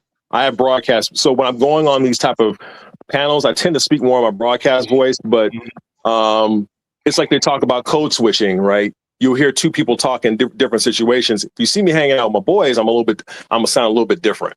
So. Nah, I mean, yeah, I mean, even back then, you had broadcasters like down south like that, back in the day, and it was still regional. You could tell. Mm-hmm. You could tell. I mean, so where am I from? I don't know where you're from. I don't know where you're from. I'm like you say, you're from. I'm from the low bottoms, east side, Broadway gangster crip hood. So I guess and my kids go to school in Inglewood. Okay. Mm-hmm. And basically art teachers on the east side. Okay. Mm-hmm. The thing is, because I raised, I came up, I raised 2 or 3 generations of children, and I noticed a pattern over time because the internet and also the teachers have standardized the way people speak, and this is all over the country. It's not just you. Yeah. That is correct. I'm a military kid, so we travel a lot. So my voice tends to be more continental. Yeah. My brother, he's a retired military sergeant. He did 23 years, right? So, and I noticed with his son and his and my nephews and nieces, they all it's all being homogenized. Okay, so that's what I'm saying. That's why I was telling Uru. Okay, it's just the way it is. As you start to integrate and homogenize, especially with the internet and social media stuff like that. You got all the speech patterns are going to become very similar, if not almost the same. No, absolutely. Just in quick, just assistance to um, uh, Mr. Z, due to reckless streams. The original thing he shared with us was a woman lamenting about her daughter not being able to find I got you. Okay, I got you. Yeah, that's been made around. In Yeah, response to the yeah. conversation that's going on now that I started yesterday about Black boys coming onto this app expressing an open desire and preference for snow bunnies, Sheila wrote that your daughter has to be open to other races. Why didn't I think of that? If that was the answer to my problem or her dilemma or her internal dialogue, then we could be moving on. Like, this could be easy. The truth is, Black boys and Black girls are operating off of two different handbooks, so to speak. I'm not saying it's right, but I'm saying it is what it is. Black boys are at the top of the totem pole as far as desirability goes, especially in non-Black areas. There's a lot of intersectionality as far as boys go with females of other genders. The same doesn't happen in reverse. So you have boys at the top, Black boys specifically, and you have Black girls at the bottom. So to say that she has to be open to other races when you're at the bottom and your options just aren't like what they are for other races, that's glossing over the true issue. Okay, you know what? Okay, since I've been doing this shit a long time, even on the internet, I've been doing this shit a long time. Okay, this is not new. Okay, and what's new is women admitting it, and you know why they're admitting it now? I'm all ears. It's called passport bros. Okay. Because women have been saying they're the prize and men ain't shit and Black men are undesirable, blah, blah, blah. And how long they been saying that no other race is going to want us? Okay. For 200 years, right? Okay. So the passport bros. Okay. And when the passport bros start traveling overseas and the women over there and say, okay, we actually like American Black men and desire and want to marry them and send us more. That's what happened. I thought that happened. Go ahead. I thought that happened during World War II when we went to Germany. No. You back and look. No, man, I'm a boomer. Okay. How old, were you Gen X, right? No, I'm 33. You're millennial, right? Yeah. How long? Millennial. How long have you been hearing that Black men telling you wasn't shit and nobody wanted you? All my life I had to fight. All your life you had to fight until what? The last 2 or 3 years. Why? Because the receipts. That's why I wanted passport bros to keep filming and keep talking their shit and bringing back the freaking receipts.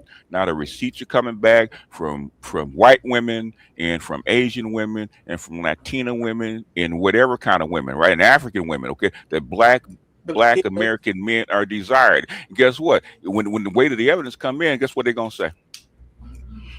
I mean, I would couple. Well, yes, passport bros are a part of it, but also another part of it is that they're saying that other men don't want them as well. That's also another thing that's really hitting them. Guess what happens when they travel in the same spots? Mm-hmm. Yeah, same thing. Yeah, they find out they're not wanted. So basically, that's why the passport bros and the passport movement recorded on social media is now coming. The weight is starting to come back because you see all that talk about them not Black men not being wanted. Don't happen no more. Why do you think that is? You're right. I think in addition, in addition to the passport bros, you also have a lot of non-Black American girls who are being much more upfront and aggressive with their declaration of the appreciation of Black men. Whereas in the past, you wouldn't have white women or other women so openly say, I think Black men are the best, or I think Black men are wonderful. Now you have millions of non-Black women inside of the United States that are very casual about announcing their preference for Black men. So yeah, when you combine both what's happening domestically with the passport bros, it's undeniable now. It's undeniable. Go ahead. I have a question. So I want to start with this, right? Why are there two different books? Community guidelines, as this woman mentioned. How come it's not one? Too many guideline books. What are you talking about? No, so the lady said there's obviously two different guidebooks or rule books that the men and women are reading from, and it should be one. So why is it two? Because you're in a matriarchy, okay? Just like Yeah, that's why they think that. But it's a gender, yeah. But the matriarchy ain't got shit to do with the sexual marketplace. This is what happens when you run into men's sexual strategy. Matriarchy ain't got shit to do with other men find attractive. Basically, the sexual hierarchy and the fences were not put up by women; it's actually put up by men. Okay, white women have always tried to sleep with black men, and guess what? That's why they don't, because white men would kill them. Hey Z, go ahead. So piggyback on kind of what the brothers were just talking about.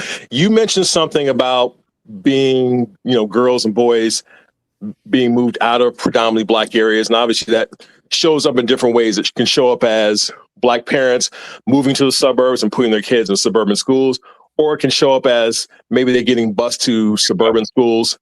Growing up in Los Angeles, I'm 53. I'm an Xer. So, so we had something that started in the 70s that was a hybrid type of busing called magnet schools. So what they would do is they wouldn't just say bus black kids out to a white area where the white kids were from that area.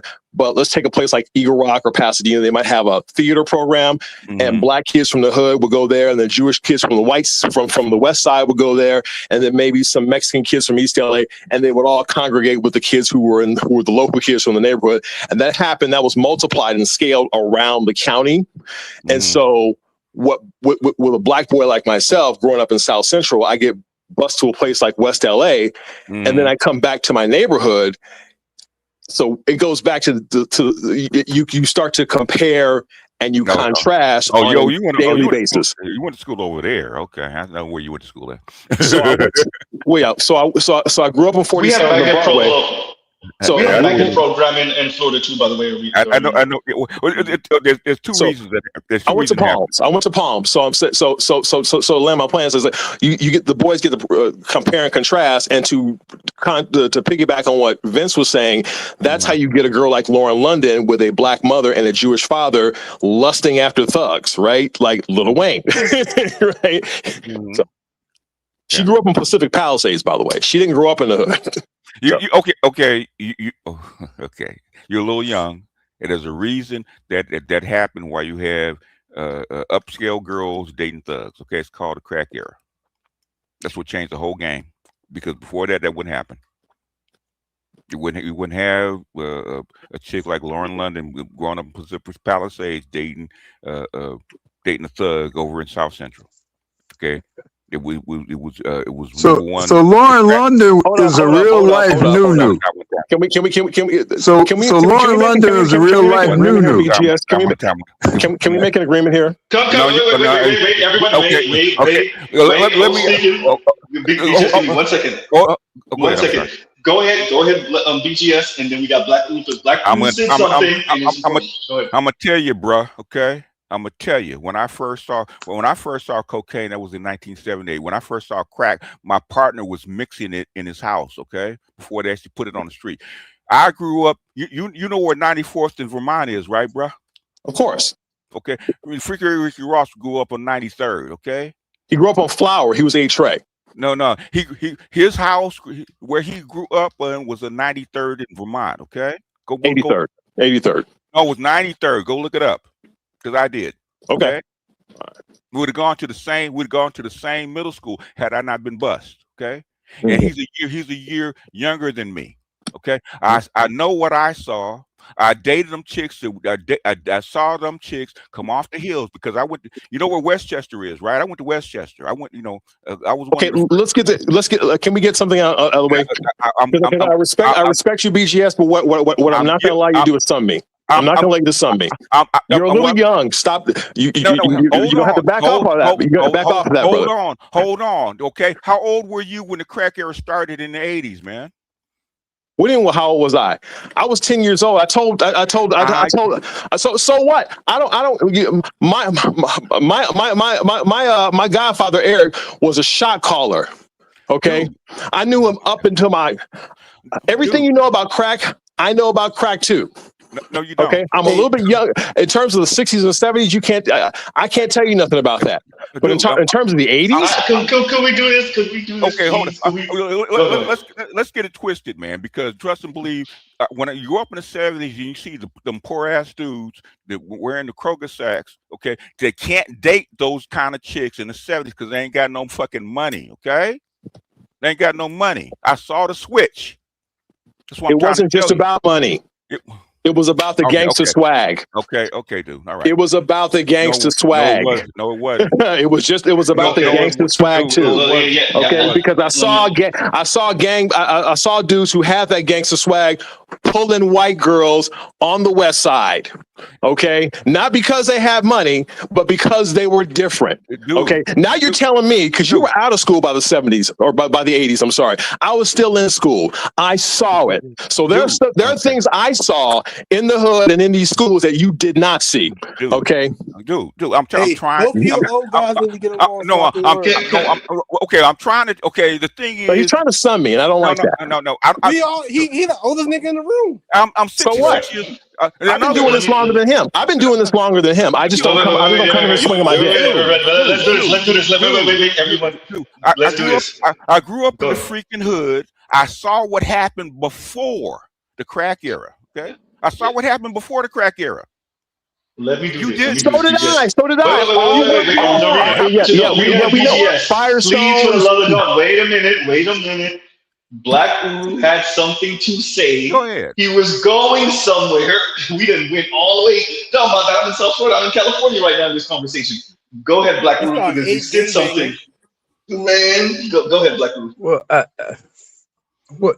I thought it was just an interesting point that Lauren London portrayed that character Nunu in the ATL movie, the T.I. movie. Really Nunu. And she was basically this girl from a rich background who chose to kind of slum in, I guess in the tough part of the ATL, became romantically involved with T.I.'s character.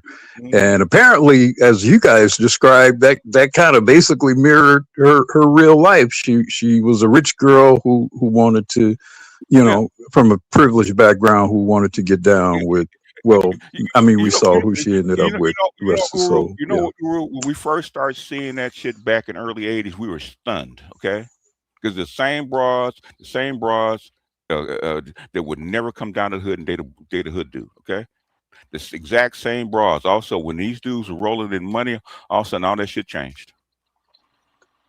All that shit changed. It was like overnight. All of a sudden they having babies by these dudes and being baby mamas by these dudes and shit like that. Man, it's like, okay, that's how come I don't have a whole lot of respect for black women. It's because y'all ain't got no standards. Okay, as soon as the money switched, okay, y'all bitches switched the same way. Okay. Yeah, I've yet met a woman who didn't like the smell of bread. So to that point, yeah. Disposable cash and disposable men, man. And I saw too many dudes go into that, go to prison and come out broke. Same thing with Ricky Ross. Same exact thing. Same thing. His 6 baby moms took all his money. When he came out of prison, he was broke. Okay, because they spent all that shit. I think so. If you know gangs, the side of the gangs, they're guys who are get money types. You'll see those. Maybe Ice-T represents that type of dude, and then you have dudes like, say, a Big Cartoon or whatever, who are just the gangbanger types who aren't really good at getting money, but they're good at banging the set. And my Uncle Tony was that type of dude. He's from Compton. He lived near Kelly Park. And he's the guy in my family that has the most baby mamas, and they cross over. And so but also my and you might have heard of my cousin Guy Miles. The Innocence Project got him out, but he was East Coast Crip, and he was sort of a get money cat, but he's got 5 or 6 baby mamas. Right? Everybody else in my family that has that many kids. We're married. Most of the people were, but the thing is, when I was coming up as a kid, when I was 10, 11 years old, guess what? There wasn't no Crips or Bloods. I think I can find a commonality in this. To your point, Arena.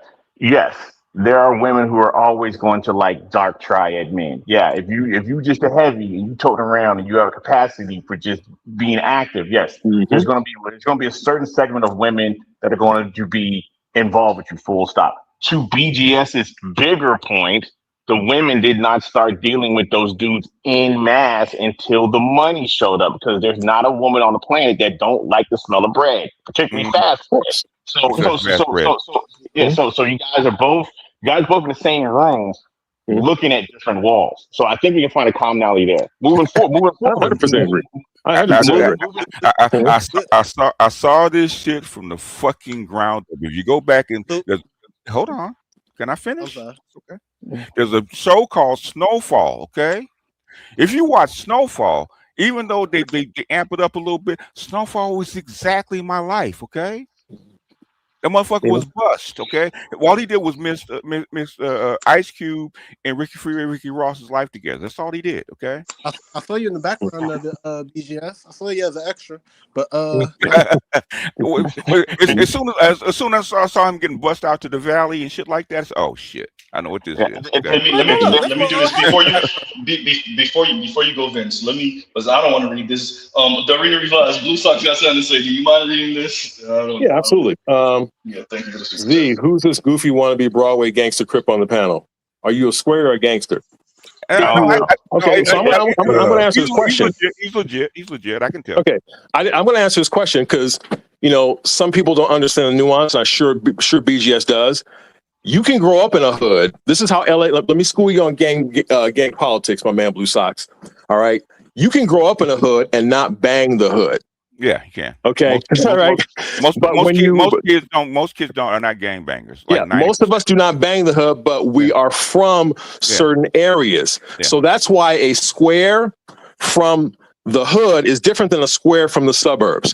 I know white dudes from the suburbs who've never been in a fight, ever in a fight. All right, and it shocked the heck out of me. Okay, because I still had to get into squabs and run phase just to be able to walk to school. Yes. You have to be able. And Lion knows this. All these brothers who grew up in the hood, who had to come up out of it, they still had to have manhood skills to get out of the hood. So maybe I explained it to you like you were 5. Okay, maybe you understand now, Blue Sox. I'm a step away. When moms and pops broke up, man, we had to move over on 108th and 108th in Central. Okay, and we had to go to a elementary school over near Grape Street. Okay, and basically, you know what? Watts.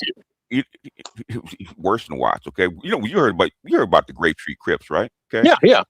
They're the most violent group of Crips in LA. Okay, aren't they Nickerson Gardens? No, they're not Nickerson Gardens. Okay. Well, we have California. In other words, over by there, basically lunchtime. Guess what? The quarter stomp, and then lunchtime. You hip to that? Sure. The quarter stomp is when because they ain't got shit to do. They throw the quarter on the ground and people fight for the quarter. Mm-hmm. That's quarter stomp. Yeah, that's some broke shit. Jordan Downs. Yeah, Grape Shoes Jordan Downs. So, yeah. Which my fiance grew up in. Believe it or not, Jordan Downs. Go ahead. Let me do this. So let's do this, Vince. Yeah, anyway. Vince been. Anyway, let's in other words, when the thing is, when I grew up in the middle of that shit, and I saw that shit from the beginning. I saw my coworkers, man, get off by when they got paid every 2 weeks, get an 8-track, and my partner would go rock that shit up, man, and they'd be gone for 4 days. So I saw this shit from the fucking ground up, even before it got big. Okay, there's a reason that the crack era fucked up the whole community. Okay, and the reason is because the women, the money, and the drugs fucked up the women completely. So the women that we have before the crack era. And then after the crack era, completely different. Okay. Yeah, we know this. I mean, we call them, when we were coming up, because I'm about the same age as Ice Cube and those cats, we called them strawberries, right? You know, Yeah, the berries, you had women who were, you know, you remember the first time you saw a girl that you knew who had hips? I mean, she was just banging. She was a brick house, and then you don't see her for a year, and then like Sir Mix-a-Lot said, the Brock man got him in the butt, just dropped. You know, there are like 3 or 4 of those women in my family, right? My first strawberry I saw in 1982. Mm-hmm. Yeah, that was my. She might have been the same girl. my god sister Lucretia. It happened to her in 82 or 83. So yeah. When crack really hit the streets is because that's when 81, 82, 83 is when they when they start selling it out of the houses. Okay, before it was you had to find somebody who actually rock it up for you. Okay. And after that, they started selling it straight out of the house. There's 2 reasons for it. If you follow the trend, right? One is the crack, and the other part is the government, right? Because the price of a key went from 55,000 all the way down to 5. It's because the government was pushing cocaine into the system. Go ahead. No, let me do this because I wanted to let Vince talk this. He's been trying to get words out for the longest, and then I want to actually play a clip from one of your channels, from your channel, BGS. I wanted to cover this earlier, so I'm glad that you're here. So I know you did standalone, but I wanted that you're here is good to expound on it. So let's do this. Go ahead, Vince, what you were going to say, and then I'm gonna play this from BGS. Because I was also playing, trying to keep the senior citizens from fighting each other with their canes. So VHS is in effect right now. Okay. Hey BGS, we gotta link up when I get back to LA in a couple of months, man. We gotta chop it up, bro. All right, all right.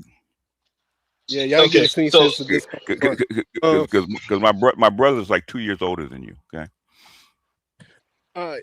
So BGS, thanks for sharing this with us. You know your experiences and your disposition about how you feel about women based on what's the goal. That you're boring a bit. So repeat what you just said.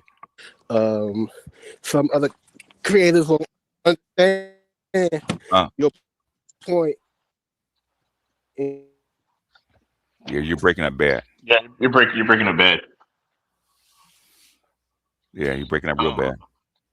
I do have as Mr. Z gets the clips up, I do have a question for BGS and Black River.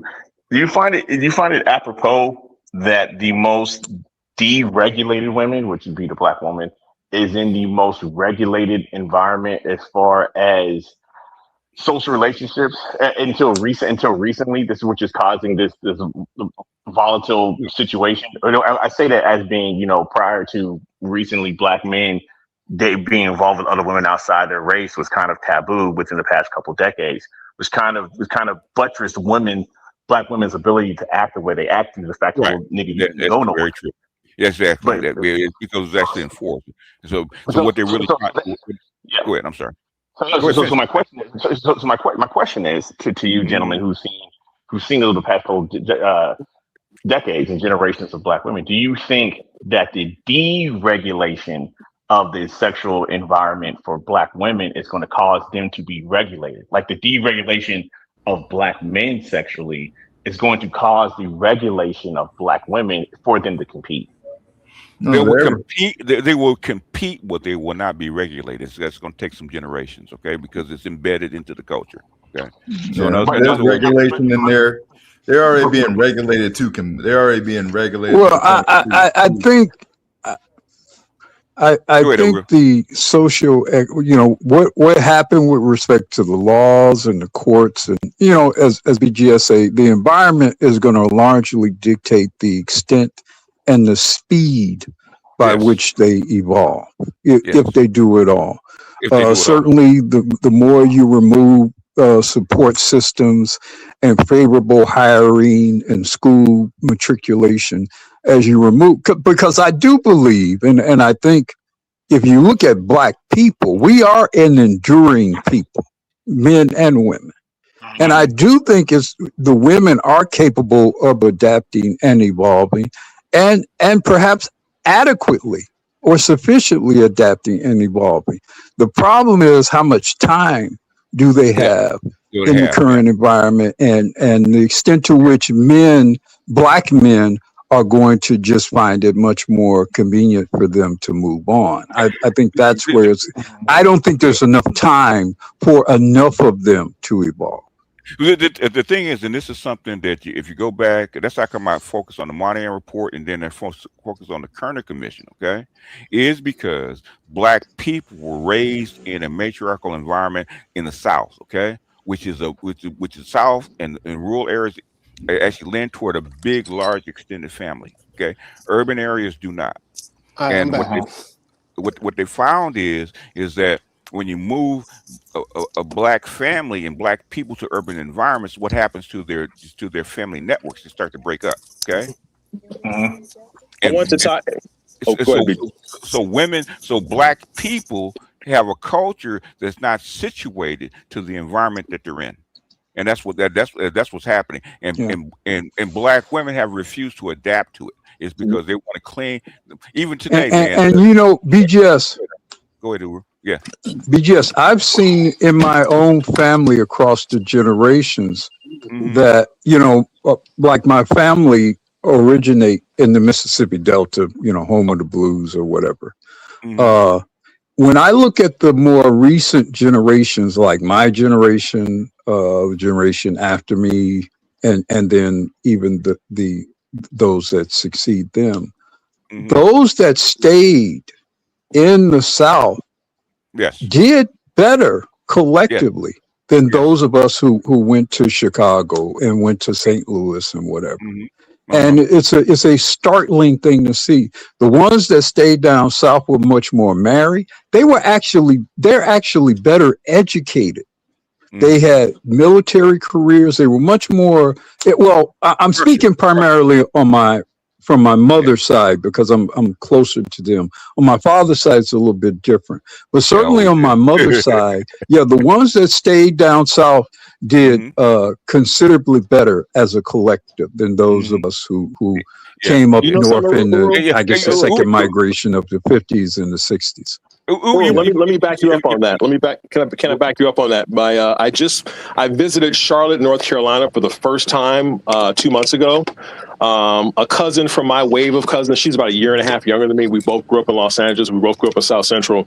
And after she graduated from San Diego State, she married a Marine. They had a kid. They eventually divorced, but she moved to Charlotte, North Carolina. Her sons, she became a regional manager for Chick-fil-A and Waffle House. Her son went to an HBCU. He played tennis. He didn't play basketball or football. He got a college degree. He works in finance and tech out there. So, yeah, I mean, the ones that a lot of folks are. My cousin who was a gangbanger, who was East Coast Crip, he moved back to Dallas after Innocence Project released him. He started 2 or 3 businesses out there. So to your point, that's sort of a paradox of, you know, the place where Jim Crow South and slavery that oppressed us was that we tried to escape from. Circling back has actually been a benefit for us long term. So I would kind of rock with you on that one. Okay. Go ahead. Go ahead, Vince, and then some. I think that was Kanan that was trying to say something. Go ahead. All right, my bad. I got cut off. I had left my signal. So BGS. So it sounds like what you're saying was once the money came into the neighborhoods with the degenerates and stuff. It was like the one thing that a lot of women like is the sociopaths pretty much got the money, and that kind of threw everything for a tizzy. Yes, it did. It did. And you know how I know is because the bitches were telling me that's what doing. and this is one of the phenomena you would see be a woman would get with a dealer or whatever, and then that would elevate her status amongst her group of women because of the money. So then she became sort of a conduit or a trainer for other women to fall morally as well. because his money and his styling and the party and him financing everything and financing all of the trips and all of that, it kind of corrupted whole groups of women, not just that one woman, but whole groups of women. Exactly. Can I tie this, BGS, to kind of what you were saying, kind of because we got left a little bit, but I want to to your point, you were saying you were talking about what the money did to women, particularly in our community. I want to finish my point about the because as you pointed out, the brothers who actually were in the hood but got bust out, we weren't necessarily doing all that banging stuff, right? No. But what we found out is a couple of things, right? And so that's why with this lady whose clip that Z played, I wonder what part of the country she's in, because she's in Florida. I looked her up. She's in Florida. Okay, she's in Florida. Okay, as you as I know as LA brothers, right? We were the first to really, particularly in Los Angeles, to really interracially date at scale, at a wide scale, and busing had a lot to do with it because, we would find out that these girls thought that we had a level of gangster that we really didn't have, right? Just because we were black. Oh, you from this area? I've never shot a gun in my life, but they Warren G? The way you talk, though, bro, it sounded like you were claiming that gun. You were popping a gun like that. Okay. As a kid who was busted in the 1960s, okay, and encountered little white girls, okay, had nothing to do with being gangster. They thought you were cute. Yeah, okay? Had nothing to do with you being gangster. Well, no, there's some that do think they think you're hard, though. I understand. Okay. I'm trying to give you respect. We're not gonna do that again. So moving along. Moving along. So let's do this. There's a before and there's an after. Okay. So let's do this because Blue Sox came up. And I'm trying to tell me after. Play this. Huh? Okay. I know what I have kids, man. I know what happened after. Wait. Because we traveling on that road again. So I'm gonna play this from BGS, and then Blue Sox, you got the first bite, and then BGS. Z ain't that backwards, I know. So let's play this. Right now BGS is VHS. So let's play this, and this is from your something you put out earlier today, BGS, if I'm not mistaken. Okay. And so we're gonna play that clip, and then. But I only have the part where the lady was speaking, where the two ladies were speaking, and I listened to your whole thing, and then I'm gonna have you kind of expound even further if you want to on this. And this is from BGS's channel. The link is in the description box, and here we go. Porn has taken over the dating for men. We went and we decided that we were going to go and celebrate singles and play music for them and have a nice time for them at the paddle court. And the majority of people that showed up, 90% were women. 90% were women. So if I used to run singles events and the biggest problem that I had with my singles events was getting men to the singles events. Men, the reason why they're not going into these singles events and are not putting themselves out there is that men would rather get off from pornography, I reckon, than they would meet normal people. Porn has taken over the dating for men. The profile, how we look at people, and what is desirable for us. Porn shifts that, changes that. We call it the arousal template. So what somebody may start off watching porn in their teens or early 20s completely changes when they're 30, 40 years old. And so what arouses them changes. So they may say, I like petite Asian women in their 20s. In their 30s, they may say, I like robust white women with big busts. Because of that, the way that porn works with the brain, it needs more and more novelty in order for it to be more and more of a turn on. So it changes, and that very, very vanilla porn may be where somebody starts, and often they land up watching stuff that they'd actually feel ashamed of talking to other people about what they're watching. If we look at the development of men and women, right? Women are socially, or girls are socially, what's the word I'm looking for? We are, would you say socially engineered? Yes, we're developed as social beings. Women are more social than what boys are, right? If you look at the construct of how we're developed, if you look at the developmental stages and ages of children, you'll see that girls are more socially, they're better socially than what boys are. Oh, I'm struggling. I need dinner, guys. So I think there are a couple of things. I think that porn has definitely affected arousal templates. It's affected people's confidence in dating. I think that it's cheaper. It's cheaper to watch porn than to take somebody out on a date, or to even go on a date and have your hair done and everything. I And I think that COVID had such a massive impact on us socially, men and women. And I think that single men that went into COVID single, I think have really struggled post-COVID, trying to be more social and putting themselves out there. I cannot tell you, Faith, if I could have a database of men, just men on my database, I would be able to pair them up with 3, 4, 5 women like this. A lot of the guys are not asking the girls out. A lot of the guys are watching porn. And the women are the ones that are showing up saying, hey, pick me, I'm here. I want to go out on a date with you. I want to get to know you. I want to get married. But you're saying the men are the ones that are preferring to watch pornography than put themselves out there. That's my... Okay, so let's do this. So go ahead. Please let me go first. I don't know what the women talking because I about. already said Blue's like, wait, I already said I don't Blue, know so what the women talking about. Ain't nobody choosing pornography over a real woman. That's not a real thing. Number one, that show is from South Africa. It's not here. That's number one. You should be able to tell that by the accents. They're not American. Okay, they're in South Africa. Okay. So how the men get down over there and how the men get down over here are different. So let's put that out. And let's do this line. You want to say something? Go ahead, bruh.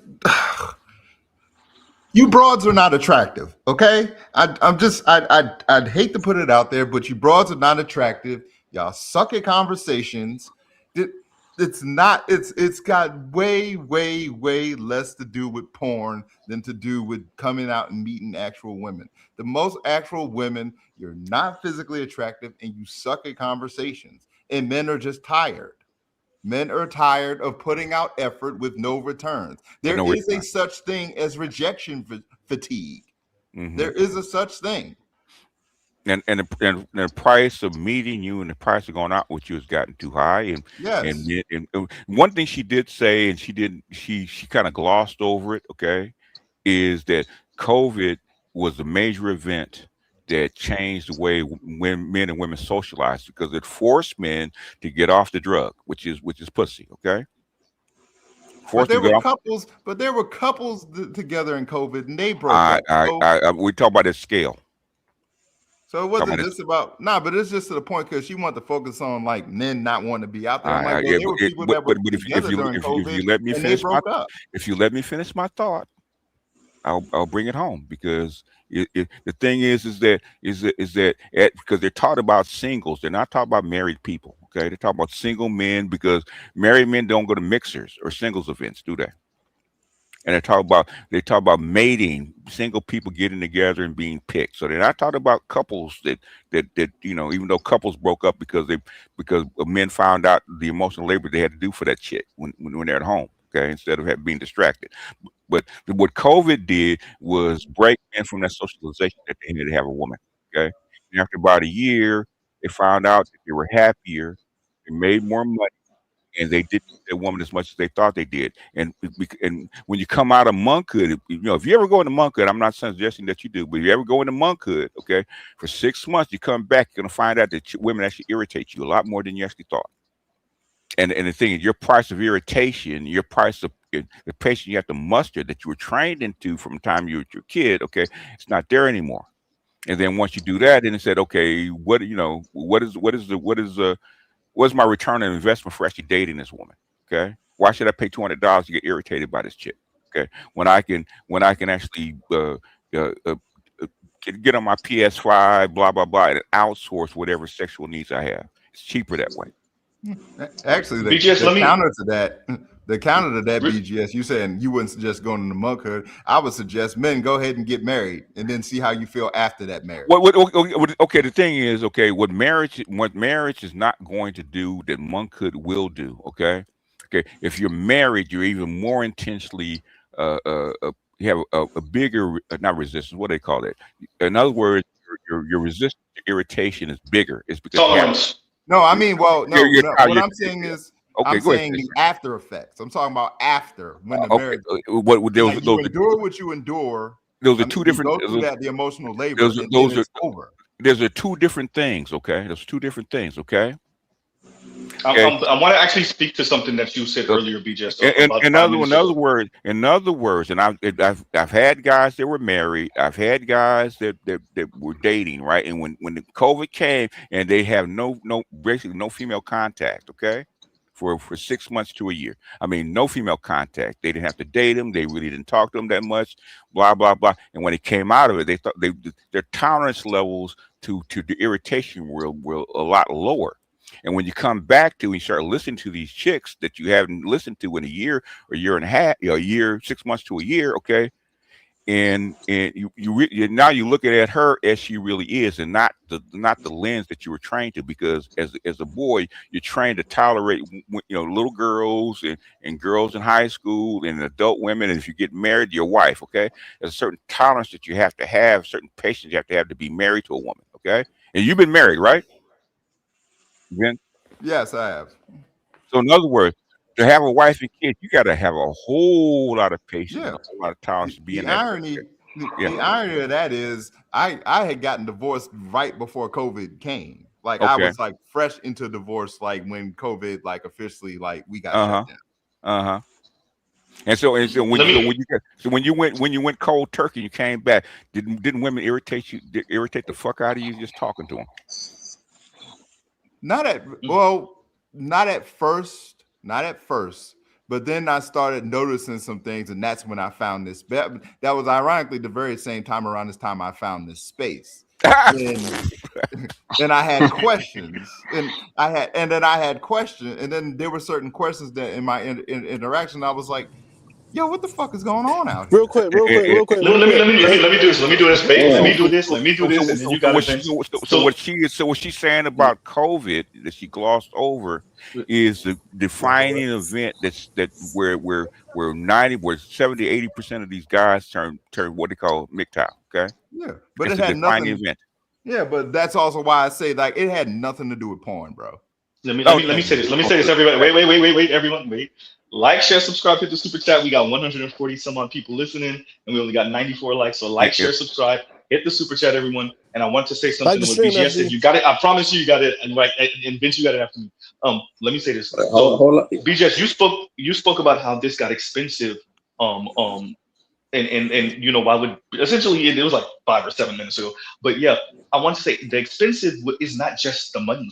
Expensive in spirit, in time, in energy, in emotional labor, and the emotional labor they like to pretend like we don't engage in, right? So like I want to emphasize that any technocrat listening, any professor that has the ears of whoever listening, you have to understand your daughters are insufferable. Like I know what I just said sounds sexist, but your daughters are insufferable. That's what I was saying when you first started the video. I'm like, no, you chicks are insufferable. And their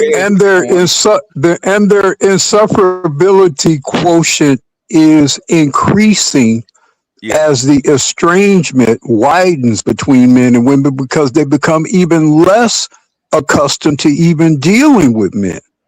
So what you're seeing now is not just them being insufferable, but they're not spending the time with men that they used to spend. They're not having to make the accommodations with men that they would have had to make. So all they have are these notions and these fantasies and these crackpot ideas coming across social media. So they're even with every day or every that goes by, they become more insufferable. Every day going by. What you say, like their mothers are teaching them to be that way. I know a girl right now who get her life together, and her mama is teaching her to be exactly that type of woman. Like she think as soon as something bad happens, I can cut you loose. It's like, but you got to work through stuff. It's gonna last for a minute. But I really got up. I really got up here to talk to old boy Arena. Because wait, before you do that, Blue Sox, wait, because you already know where you're going. I know where you're going. Before we go that way, niggas don't talk that way. Wait a minute. Before we do that, go ahead, BGS, because Blue Sox want to go in a whole different direction. As the old nigga, the oldest nigga in the bunch, okay, who knows what I'm fucking talking about, okay? What your mothers and your aunties and other women in black circles say when you're not around is much worse than what they say on social media. I'm sure. Oh how they talk about black men amongst each other is nothing compared to what you see on social media. They clean it up on social media. Okay. And that's fine, and that's why and that's why we are where we are. Nobody feels sorry for them. What destroyed the Matrix? Okay, according to Neo in the Architect, it's called what? Choice. Yeah, choice. What have men? What have black men not in this country? I'm not talking about around the world, but in this country have not had in 200 years. Choice. Yeah, have not had the choice. But the other thing about that video that you played that I can't stand about these women, and I've had conversation with these women, and I've gone, and this is coming from a person who's gone. You got to remember that those are not American women. So but these women, but I mean, the correlation to women here when they talk about these mixers is not all that different. Trust me, as a guy who's gone to a mixer and I've taught the women who host these mixers, these women do not understand men for the life. They don't. To save their life. Like they be trying to organize these mixers and always want to describe these women as smart, intelligent. Nobody gives a fuck about how smart she is. We don't care. I don't care how smart she is. Well, she knew what the fuck I said. Now the thing is, you're going to a mixer or any kind of dating event to have a good time. Okay. Yeah. You don't go there to be interviewed and entertain women. You go there because you're not getting paid. Okay. You want to go there and have a good time. And it should be easy to know it. But you also want to be entertained and be around actually other attractive women and women who actually know how to relate and talk to men. That's not there anymore. Even if you go and they're all busted, the thing is, if you go to busted, they're all busted, and you go there and you have a good time and y'all laugh and y'all joke and you have a ha he he's. You know what? Them bitches are ugly as hell, but guess what, man? I laughed my ass off the whole time. I had a good time. Yeah, but that's not there anymore. It's not. Even that's not there anymore because that's what clubs and parties were for. It's because these mixers and the type of thing are geared toward what? Females. Okay, they don't care what you like. And then I'm glad you guys. It's not about you. You're on the real quick line. This is, but it's because it's not, going to what BJ is saying. It's not about you. You're just on the conveyor belt for them. What they're throwing a fit for is that you refuse to get on the conveyor belt for them. That's what it is. You're not the show car spinning. You're not the show car spinning in the goddamn show car room as you should be. Why you say pop the balloon is so? Man, just turn off the fucking conveyor belt, bro. Nobody's getting on. If they really want to meet some men, they should do that shit at the range. Wait, say that again, Blue Sox. I said, if they really want to meet some men, go to the range. Go where men actually be having fun with their friends. Go to the range, pick up the AK, put a couple rounds down range, run through a 30-round mag, and then chop it up with the niggas over there. Like that's hey, you talking logic, man? What are you doing, man? You talking logic. Let me say this. Yo, let me say this. Wait, everyone, let me say this. Cut that dude off, man. He being logic. Let me say this. Wait a minute. Wait. Okay, I'm gonna stop muting. Let me say this, everyone. Let me say this. So the issue that we have is that the newfangled, so pretty much 50 and younger, but definitely 45 and younger, the way they were raised and the way a millennial or Gen Z, tell me if I'm wrong, is they revel in being as insufferable as humanly possible and then still winning in the end. They don't want to do the things that we find desirable and attractive. They want to be who they are, and then still, it's the pretty woman effect. I want to be out there and do whatever the fuck, and still win at the end. That's the narrative. That's why they say find yourself, be your true self, and then somehow you still, without bending at all. We're not talking about breaking from men. We're talking about bending from men without even being considerate of him at all. You still win. Go ahead. Where did they learn that at, man? I really want to say that's some radical feminist shit. It is radical feminist shit. I just want to speak to Blue Sox's eloquent and poignant comment. That would work. The problem is that it changes the power dynamic. The reason why they have these dating socials where the women don't move is so you can move to them, so they can be in a situation of rejection. If they come to you, then the power dynamic shifts, and the women don't want to do that. Also, and then to a point to BGS's clip and what Mr. Z was talking about. Patrice O'Neal said this best, and he said this on one of his. Actually, I really didn't care for Patrice O'Neal as a comedian, but what he spoke on as far as female-male dynamics was masterclass. He was on the Opie and Anthony show, and he said this to one of the callers on there. He said, "Listen," because she was complaining about why men only want sex, and he was like, "Listen, we don't want sex, but if pussy is all you got, that's all I'm gonna take. Yeah, That's all I sex. want. Yeah, he said sex is not all I want unless that's all you got. But unless that's all you got. But to the point, as far as how these women see porn, they see porn. We see porn as a valve, as a pressure release valve. Okay, I can do this and get on my day. Yes, porn is a sedative. Hold on. They see it as a competition. More than competition, BJS. They see it as an existential threat because these chicks know, as you know, they talk way different than in front of us. They know that all they have to offer, all they know how to do, is bend over. So if you can get, let me say this. Let me say this, KMS, to what you said. Going to Patrice O'Neal. When he was on stage and I think he said to one of the ladies, "What do you have to offer?" or something like that. And she went to 3 sets of holes. Thank you. The 3 sets of holes. So even when he asked a random woman in the audience what she have to offer, and then he made fun of it, right? So you got set of 3. So that was him proving that the first thing women want to threaten you with, and the first thing they want to take away, and the first thing they want to tell you they have to offer for you is the 3 holes. That 3 holes. The 3 holes. And it speaks to and it speaks to all 3. I can't be mad at that. But it also speaks to BGS's point of where he was saying that women only think through their pussy.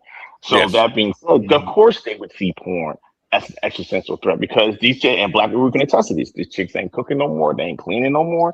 So what Lion said, they're not conversationalists. They're dull. They're ugly. All they got is what that mouth do and what that box do. So if I can still fuck that shit, I'm on Pornhub. That is an existential threat to her livelihood. You don't catch no STIs to watching Pornhub. But the thing about, but to Blue Sox point about them going to the range, I'm like, as a person who goes to the range ain't cheap. These bitches are broke. They don't even want to pay their $30 tip when they go to luncheon. They want to pay to run But see, this is where you would have bought the expensive drink and then you got to pay to get in. You already got the 762 that you buy. You know, if she come with you, you pay for her to get in, and then you put some stuff down range. Only time like it takes a drink, you buying bullets. Only time women go to the range is with another man, and trust me. Yeah, they already take when they go to the range. It doesn't matter if she's buying a $40 range pass. It doesn't matter if she's buying a $20 cocktail. It doesn't matter if she's just buying like a $5 entry fee. The whole point of the matter is the dynamic. If I have to pay to see this dude, he has the leverage. He is the prize. It is a humiliation ritual in reverse. Yeah. Because I'm a builder. I build AK. So as I get more into it and I build more and more and more, like I look at like if I want to interact with a woman, like the easiest way for her to get to know me is you got to do some stuff I want to do. Like, I don't expect you to build a gun with me. So if we go to the range and get lunch after that, then that's the situation. You know what the biggest hobby for a Black woman actually is, and it took me a while to learn it because I've heard it from so many of my girlfriends and their friends. What is it? Pain and sip? Fucking? No, it's actually rejecting Black men. They love Why you think Pop the Balloon is so popular is because that's their biggest hobby. Okay, and then they go talk about how they rejected you. Okay. I just have 2 things I want to say to you real quick though. There's 2 things I want to get up there to say. One is for old boy that was up here and he try to preface his statement to BGS by saying he from a neighborhood and everything, is that one is squares don't talk like that. Squares that come from neighborhoods that never bang nothing, they don't claim that neighborhood when they talk to people, because if you know people and you from that neighborhood, they gonna press your line if you actually try to claim that neighborhood. So that's not square activity. The square dudes do not move like that. He did that to BGS on some internet type stuff. Like that's not regular stuff that people actually do out here in Southern California. I'm from here. I know people from Rolling 60s. I know people out here in San Bernardino from 5 Time. I know people out here from all different neighborhoods, and square dudes from those neighborhoods don't talk like that. And so I was just saying he was trying to flex on BGS real quick, thinking that meant something. But it's like, bro, if you don't bang that, if you really a square, what are you even talking about? You shouldn't even be talking like that. That's internet talk. And then 2. Hey, wait. I'm gonna let you go again. You fucking turned LA on us, so that LA accent came out. I heard that. Go ahead. No. Hey, listen. I'm from the IE. I ain't from LA. I'm from the IE. My mama's from LA, but I'm from the IE. Oh, were you San Bernardino? Where you was it? Yeah, San Bernardino. But my mama is mixed heritage. She Crenshaw. She Louisiana Crenshaw. She Louisiana Crenshaw. Okay, all right. Okay. Everybody, because I gotta say this to you, but We can barely hear you, Z. Yeah, Z, your audio is faint, man. I mean, he's reckless as hell right now, man. Reckless as usual. But it wouldn't be Z if he wasn't. Y'all hear me? After you finish making that U-turn, Z, then pop back on. Yeah. Okay? Make that U-turn. I was gonna say the other thing was the other question I have for Z. Up in oncoming traffic. Yeah, the other question I had for Z was I gotta cook these udon noodles and everything. You know, I went to groceries out. I got these udon noodles and I'm trying to come up with a stir fry. And I'm thinking some cabbage, some carrots. I'm not gonna do no mushroom because I'm not gonna cook nothing else with them. Some onions, some green onions, and I want to put some serranos in there. And I want Z to tell me that's a good situation. What's kind of sauce and protein you gonna? That is. The sauce gonna be some dark soy, some light soy, some oyster sauce, some brown sugar, and some sesame oil, and probably a little bit of sriracha. Ooh, spicy. Yeah. Yeah, I'm just gonna say Tunnel Runner ain't the only one eating good out here. So is it chicken or beef? Which one is it? I'm probably gonna rock with chicken, but I'm gonna cook the chicken separate. I'm gonna do the chicken in like a kung pao type of situation, or I might batter it. I might do like a orange chicken type of situation with the batter on it.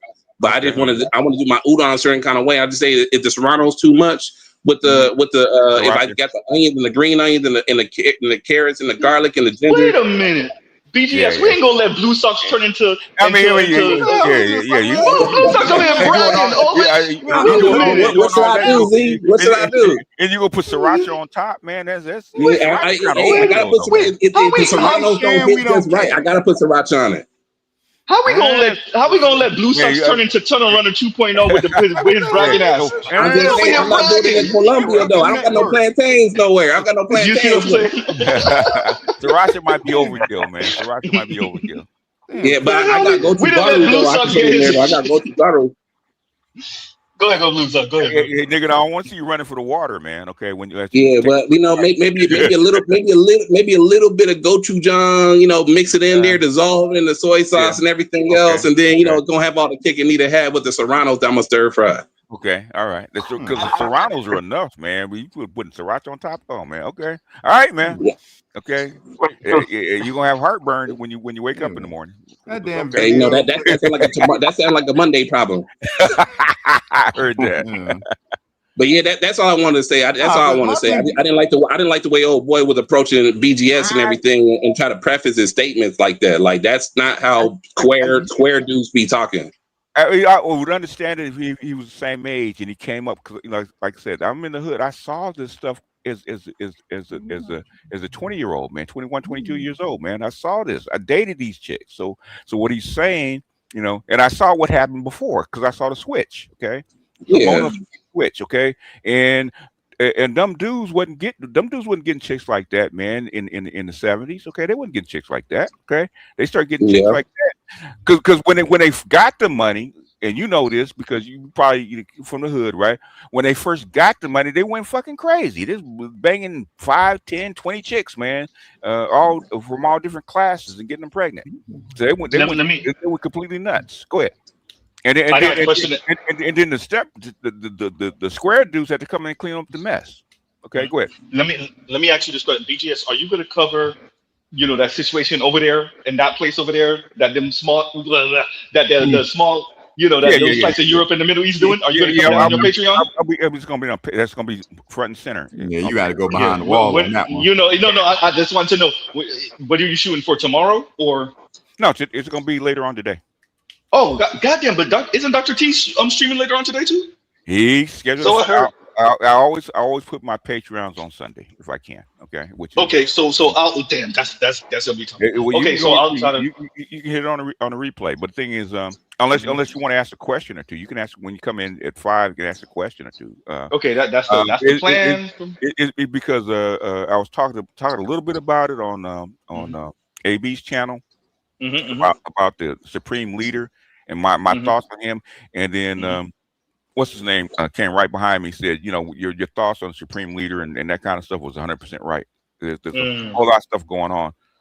In fact, I'm looking at the feed, and the word jihad is coming up a lot. So, but it is what it is. Go ahead. So no, that's all I want to ask about that. We gonna keep it moving because there's a reason why you're doing it behind the wall. Anyway, so that's all I had to say, Z. That's all to say. I'll you and the rest of the panel, y'all take it easy. I'm gonna make these udon noodles. I gotta cook these udon noodles later. Listen to him. Later. Listen to him. Bragging ass. Bragging ass. Yes, like I just can't stand videos like that because these chicks will blame everybody except the person in the mirror on why men are doing what they're doing. Okay, this is the thing. Okay, this is number one, and I've talked about this before, right? Why do you think when women first got the right to vote in 1920, there's two things that they got rid of, right? Is alcohol, and they closed down the whorehouses. It's because because competition to the family, right? Okay, and Psych said the same thing, right? The biggest investment a man can make toward a vagina is marriage. Okay, it's marriage. Yes, it's marriage and commitment. Okay, because it's time, money, and effort and commitment. Okay, so in other words, anything that interferes with that is women think is anti-female. And the argument about the porn and dating goes back to the 80s. Okay, the thing is they're in South Africa, okay, which is a traditional society. So they're like 30, 40 years behind where we were. Because that argument about porn and stuff like that doesn't exist anymore in the United States because we already went through that. They're just now getting to that. In fact, I don't know if you want to play it or not, Z. I actually recorded the whole conversation, the whole segment. Okay, it's like 30 minutes. And I'll put it into an audio file. I'll send it to you if you actually want to play it. Okay. Yeah, I mean, if you want to play it right now, BGS, because I think I'll however you want to play it, however you do it. It's 30 minutes, man. I don't know if you. Oh yeah, no. Maybe not. But if anything, but you can definitely send it to me. Okay, then send it to me, and then maybe I'll cover it later. And you'll cover it, you know, because like thank you, sir. Because I actually wanted to hear because they chopped up the segment. I actually wanted to hear the whole segment, and a lot of what they're saying in between, right, between the parts that they played, right, is because the women are getting jobs, is because women are not becoming non-traditional, is because of feminism is actually invading into their arena. And it's because the environment is changing. Feminism is not natural. Okay, it's actually a effect of the modern environment where once women get jobs, people think that marriage and that kind of pairing is natural. It's not. Okay, it's actually coordinated by the environment and by the society, right? And once women don't need you for sustenance anymore, guess what they're gonna start doing? Same thing they're doing now. That's how come the out of wedlock birth rate in South Africa right now is 60%. Okay, they're going through the same cycle that we already gone through. But the thing is, they're complaining about men adapting because any adaptation that men do is a threat, but women can adapt all damn day. Let me play this too. Hey, what is rule number one? Always your main fault. Always your main fault. Yeah. Let me play this to what you're saying on BGS because she's gonna be speaking about dating, but or seeing the guy, but this goes to what you're saying about being married also. The only time having a boyfriend is worth it is when he is able to fully support you and pay all your bills. I said it, and I'll say it again. The only time a man who is your boyfriend, he's not your husband, if you're gonna be a girlfriend to someone, he needs to be paying all your bills. Otherwise, why is he there? What is his purpose if he's not? No, and that is the mentality. Honestly, when women start saying shit like that, the first question be like, "How successful are you at that?" And but there's a reason why I played that though, line. There's a I'm going somewhere. Okay. There's a reason why I played that because it's not. She said boyfriend, but that's the idea in marriage. What are you willing to pay to take me out of my autonomy? Right. No, and and this is BJ, I'll get in contact with you in private later because I got a whole situation on this. Right. Okay. But what do you want to pay to take me out of my autonomy, my independence, my freedom, my liberty? And so that is a real thing that women are grappling with. And you're seeing that play out. Yeah. But they forgot the other part of the equation. What am I giving? What am I getting out of it? What are you giving him? Seeing as y'all ain't celibate anyway, what do you mean pay? We don't have to. That's why when I think somebody sent it to me. If I can find it, about. I think I'm gonna do a video about this where this chick is talking about she gonna get her girlfriend's body count up and she gonna take her through her whole phase. And I said I'm here for it, man. Okay, go ahead and make them all hoes and hit the economies of scale and bring the price of punani down. Exactly. That's one thing. That's one thing about the cracker I find out real quick, man. When they flood the market, okay, the price goes way down. Okay, way down. I'm here for it. Because like you made sex so damn cheap in a commodity. It's like we don't have to marry you. You realize we don't have to marry you either. And as men, we've been making our own money and having jobs, so that's nothing new. The only thing was the sex part. Y'all just made that easier for us. So now we don't have to marry you either. How many people in the United States would have a flat screen TV if it was $1,000 per inch instead of $10 per inch? Let me read this, BGS, because Kinsey and Red, I've just seen this, and Kinsey Red says, BGS singing my life with his words right now. Which part when it was like, what was it? But yeah, but yeah, thank you for the super chat. And Kinsey and Red loves waterboarding y'all apparently because guess what he asked me to play? God damn it! Oh man! As a man, if you don't have house core job, don't look for a woman with house core job. And for the man that complain about women that do that, look for a man that has all three and they don't have all three. We can do that. We are women. You want us. You need us. Y'all want one thing from us.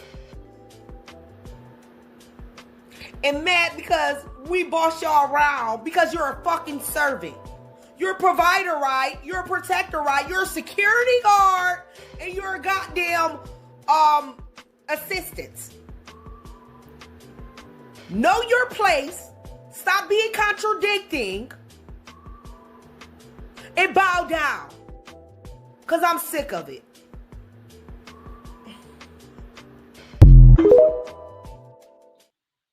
I just want to say this internally. That's what black women actually think internally. I damn that once again because BGS is up here and I'm gonna start doing this every time he up here and I play this. Y'all blame BGS for me spamming that shit. He fucked the world up once he let me see that video.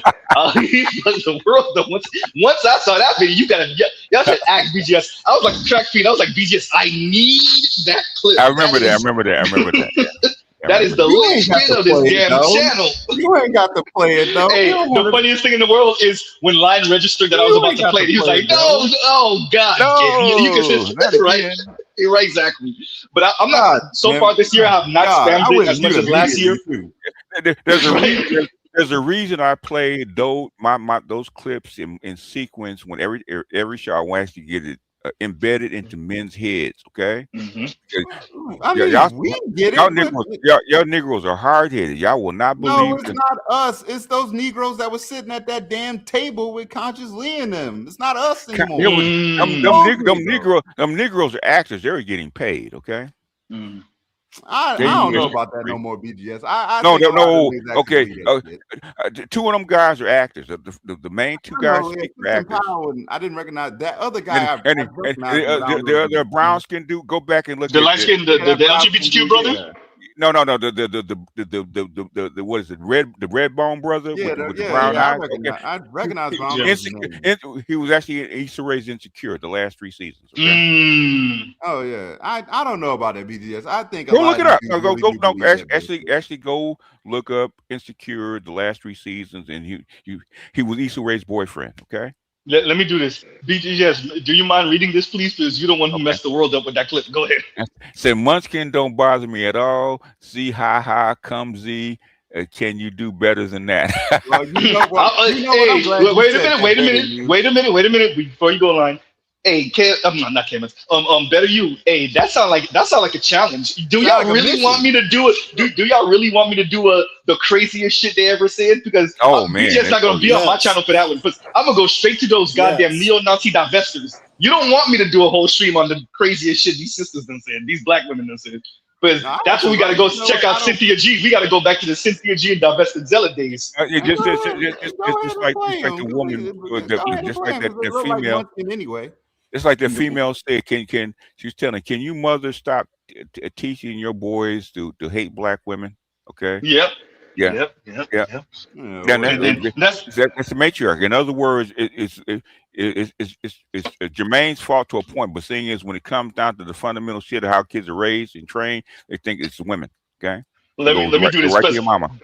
This is what torture looked like, everyone. Wait, Lion, because I got a mission for you. Lion, read this for me, please. Come on, bro. Oh. Read it, Lion. Read it. You're a provider, right? Play it again. Play it again. As a man, if you don't have house core job, don't look for a woman with house core job. And for the man that complain about women that do that, look for a man that has all three, and they don't have all three. We can do that. We are women. You want us. You need us. Y'all want one thing from us. And mad because we boss y'all around because you're a fucking servant. You're a provider, right? You're a protector, right? You're a security guard, and you're a goddamn assistant. Know your place. Stop being contradicting. And bow down. Because I'm sick of it.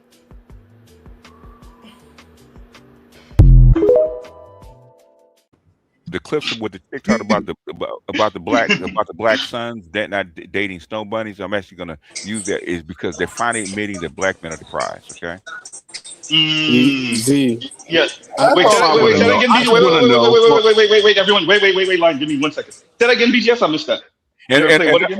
And in other words, she's admitting, especially the last one, where she says that black men are at the top of the dating market. Oh yeah, the black boys. Yep. And black women are at the bottom. She's admitting that who is the prize in this. Yeah, exactly. Especially gonna do a video standalone about BGS, that. so you might want to go research your own thing because you covered something I want to say about a year ago maybe, and it was these black women and they were in studio and they were sitting next to each other, and one of them messed up and said something like because black men are the prize, or black men are the preferred ones, and the one sitting right next to her pushed her.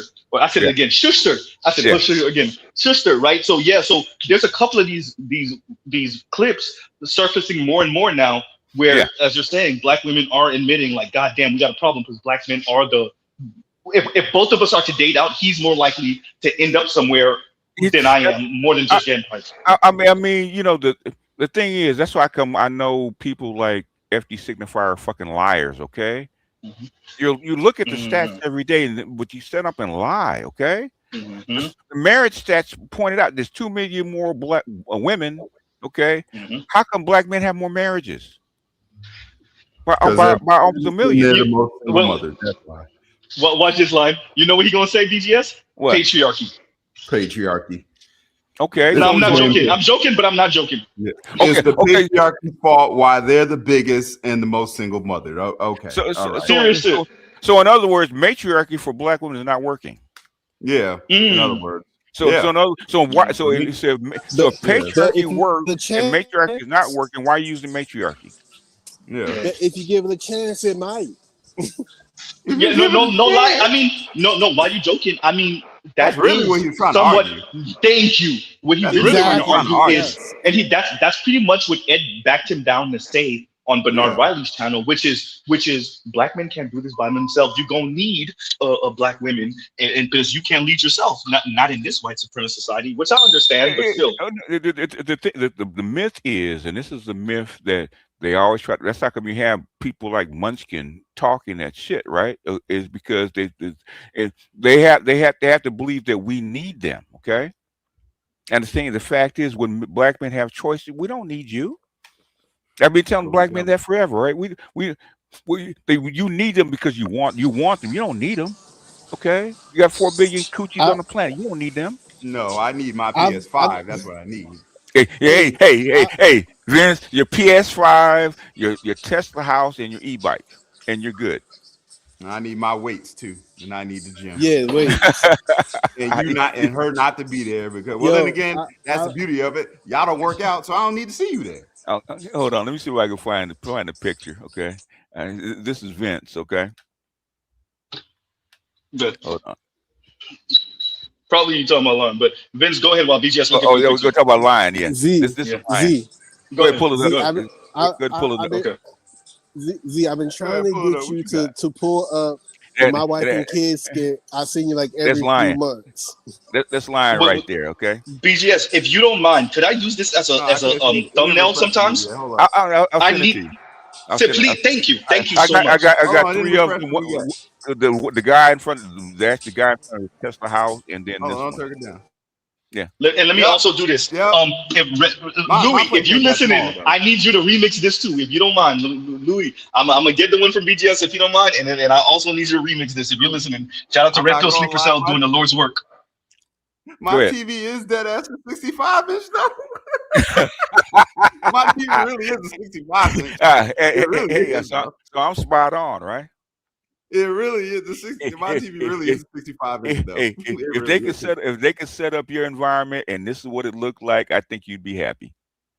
You know, my gym is. I got access to 2 gyms. I got access to 2 gyms. Just say the fuck out my way and let me get to my way. And you kick back in front of your big screen and your gaming machine. You got your coffee. You got your refrigerator. Your air fryer is probably slightly out of sight. You can't quite see it, but yeah. I got an indoor grill and everything.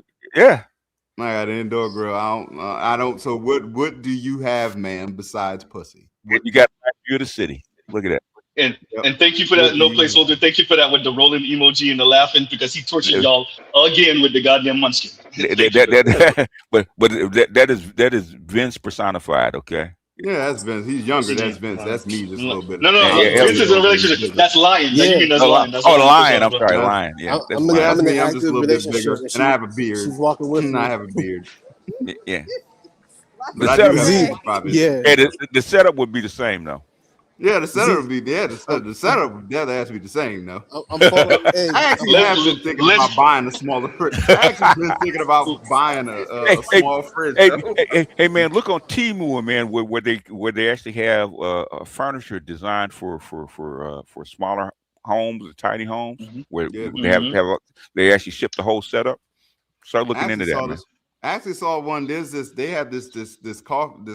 I don't drink coffee, but they call it a coffee table. It's like an interactive coffee table. Right. It's like computerized and everything. It's got a bunch of. You see what I'm talking about? It's like it lights up. It's got hollow boards. It charges your phone. It's got platform that charges your phone. I was looking at that. I was like, I don't even know why I would need it, but I want it anyway. Yeah, but you were drooling. You probably started wiping your chin. Hey man, I was looking at that. I was like, you know what? That's not a bad investment. How much for that? Let's do this and go ahead up because I think Vince wants to say something, and then I'm gonna have Lion read this because y'all being reckless today. Go ahead, Vince was trying to say something. I was telling BGS that I'm in an active relationship. And I took Z advice, which is way better than the FDs. Is find a good one, hold a hand and run. Hand for the hills. Okay. Hand for the hills. The munchkin is out. If you find a good one, man, you jump on it. I always say that. What? Say that again, Vince. What do I always say? Find a good woman and run. Hand for the hills. Take her and run. It's cold outside. Find a good woman, grab her hand, and run for your life. And run for your life. Munchkin is outside. And put her in a bubble, man. Get a man for real. Yeah, do like Jason Statham in his latest movie called Shelter, and just take her ass to a lighthouse far away from everybody. Take her to a lighthouse. That's exactly where he's in this movie. Like in this movie Shelter, Jason Statham pretty much exiled himself to a fucking lighthouse. But what I did do is I did show her what's his name? What's her name? What's her name? Shit. No, oh, hell no. No, I showed the munchkin and I hear that like once every 2 weeks. Oh, okay. Hey, it is what it is. But let's do this. You really about to play this video again, bro? But it's not my fault. Look, Saint Nick sent the goddamn super chat. You know what? Fine. Well, hold on. I ask a favor. If you're gonna play this video, I need you to play the browser video, the browser video right after this, please. Bowser? Yeah, okay, I got you. You know what video Bowser, I got you. No, it's BJ. No, let's let BGS figure it out when I play it. So go ahead and read this for me, Lion. Shout out to Saint Nick, $69, $5. Here in oink oink. Here and oink, there and oink, everywhere and oink. As a man, if you don't have house court job, don't look for a woman with house court job.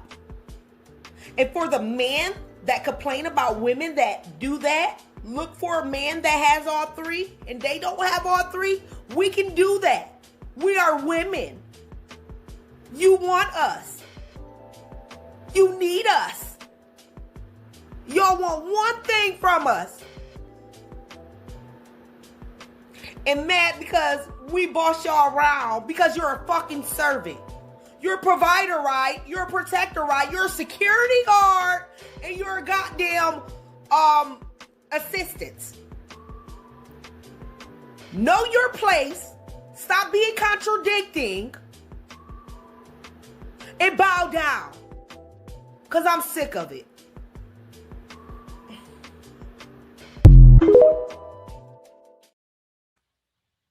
Because getting a man is not hard. Can we?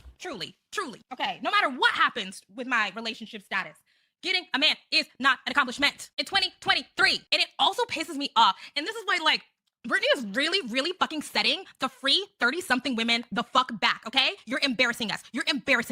Okay? And this is why I will always respect Amber Rose. Because to this day, Amber Rose is like, I'll take your fucking shit. I don't give a fuck. I do what I want to do. Sometimes it's a little cringy, but I'm going to stand on my shit. I'm going to own it. I love this. Whatever. She never switched up. Brittany's doing exactly. She's doing exactly what the manosphere niggas talk about. Okay? Which is, you have a bad experience with a wealthy, high-profile person. You have a baby. You get dragged through the mud. And then you realize you're in your early 30s. This is their narrative. Their narrative is then you have a baby, you get dragged through the mud, and then you realize, oh, the clock is ticking. And so now you have to completely rebrand into a loud and proud pick me and scold other women about what they're not doing to get them in. That is exactly what they say. Why would stop embarrassing us. Stop embarrassing us. As a single 33-year-old woman, stop it. Okay? I hope she at least, gets man she desires. I hope she gets some, good, faithful dick to swoop in or whatever, pay her car note or whatever. The Black Kings get divorced, and then what happens? They're like, F it. We're moving on. Snow bunnies are going to clean me right out. So the snow bunnies get on top of things, and they mix, and they have this beautiful baby, and the process continues. So I do find that Black Kings often go to Black Queens first, and then they're like, snow bunny time. They'll either divorce them, dump them, and then move on. Swiftly move on. And they'll feel all cleansed, Right. Anyway, on that note, do you like my nails? They're very Christmassy. It's almost Christmas. Divorce season's round the corner, which means snow bunnies warm in January. Yes.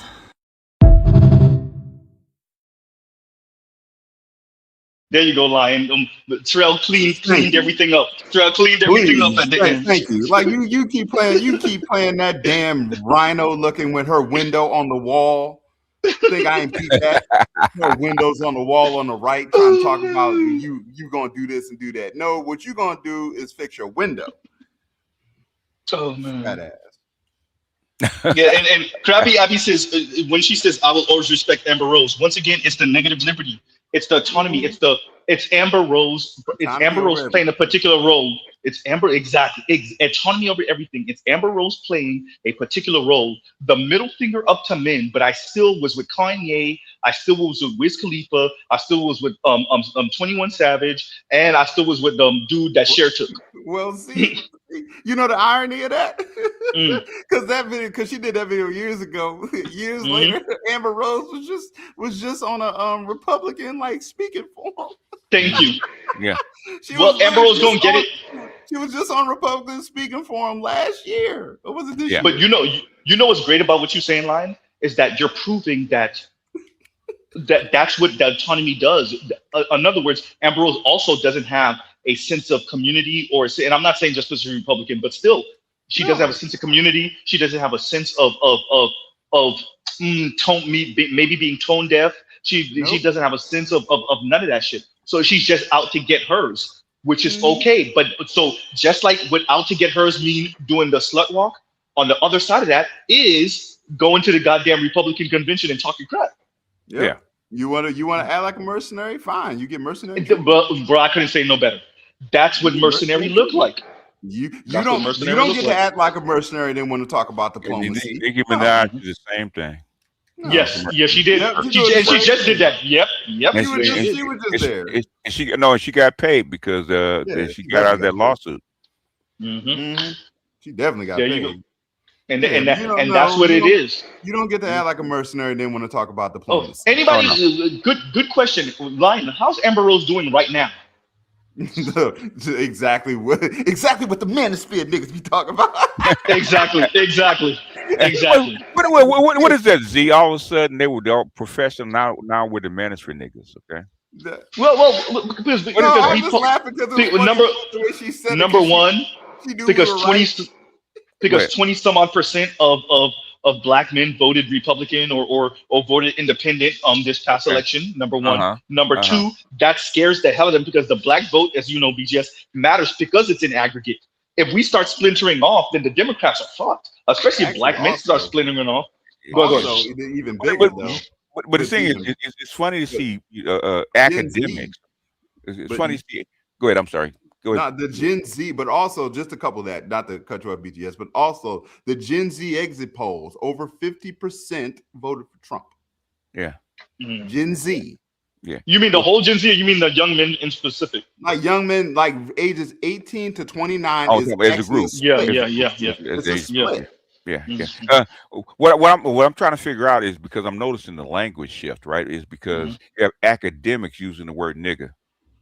Well, FD had this conversation with, I want to say Jules, who I can't remember who FD had this conversation with, and they were speaking. He was like, the thing with like essentially men like him and people like him, better yet, black people like him, is they're saying we don't know their inner circles and their inner conversations, and when they go out and when they chill with each other. He's talking about that particular circle. They do talk like that, right? So I want to say it was FD that said that, but it could have been Juicy. I can't remember, but there was a conversation between two of these folks that are pretty, up there. And they both pretty much corroborated. Like, we don't know that they talk just like when FD visited both of your channels, he spoke like that. He used a lot of defamatory language about black men, and he used the N words. He used a lot of, and I don't know if in part they use that kind of language because it's kind of filler material. I don't really have an actual critique about what you're saying, so I'm just going to use inflammatory language to disguise or cover up the fact that I don't have a valid rebuttal to what you're saying. That's how I interpret it. Like all the negative stuff they were saying about Kevin Samuels, they did not at all in any way critique anything he actually said. Nothing at all. So what they did, they made light of his presentation and the way he allegedly died and his alleged health issues, none of which Kevin himself actually publicly spoke of. So you're making declarations about this man's health. So I mean, to me, it just seems like that one of the reasons they may use that kind of language is that it disguises that they don't have any actual valid rebuttals of what's being presented by the black manosphere.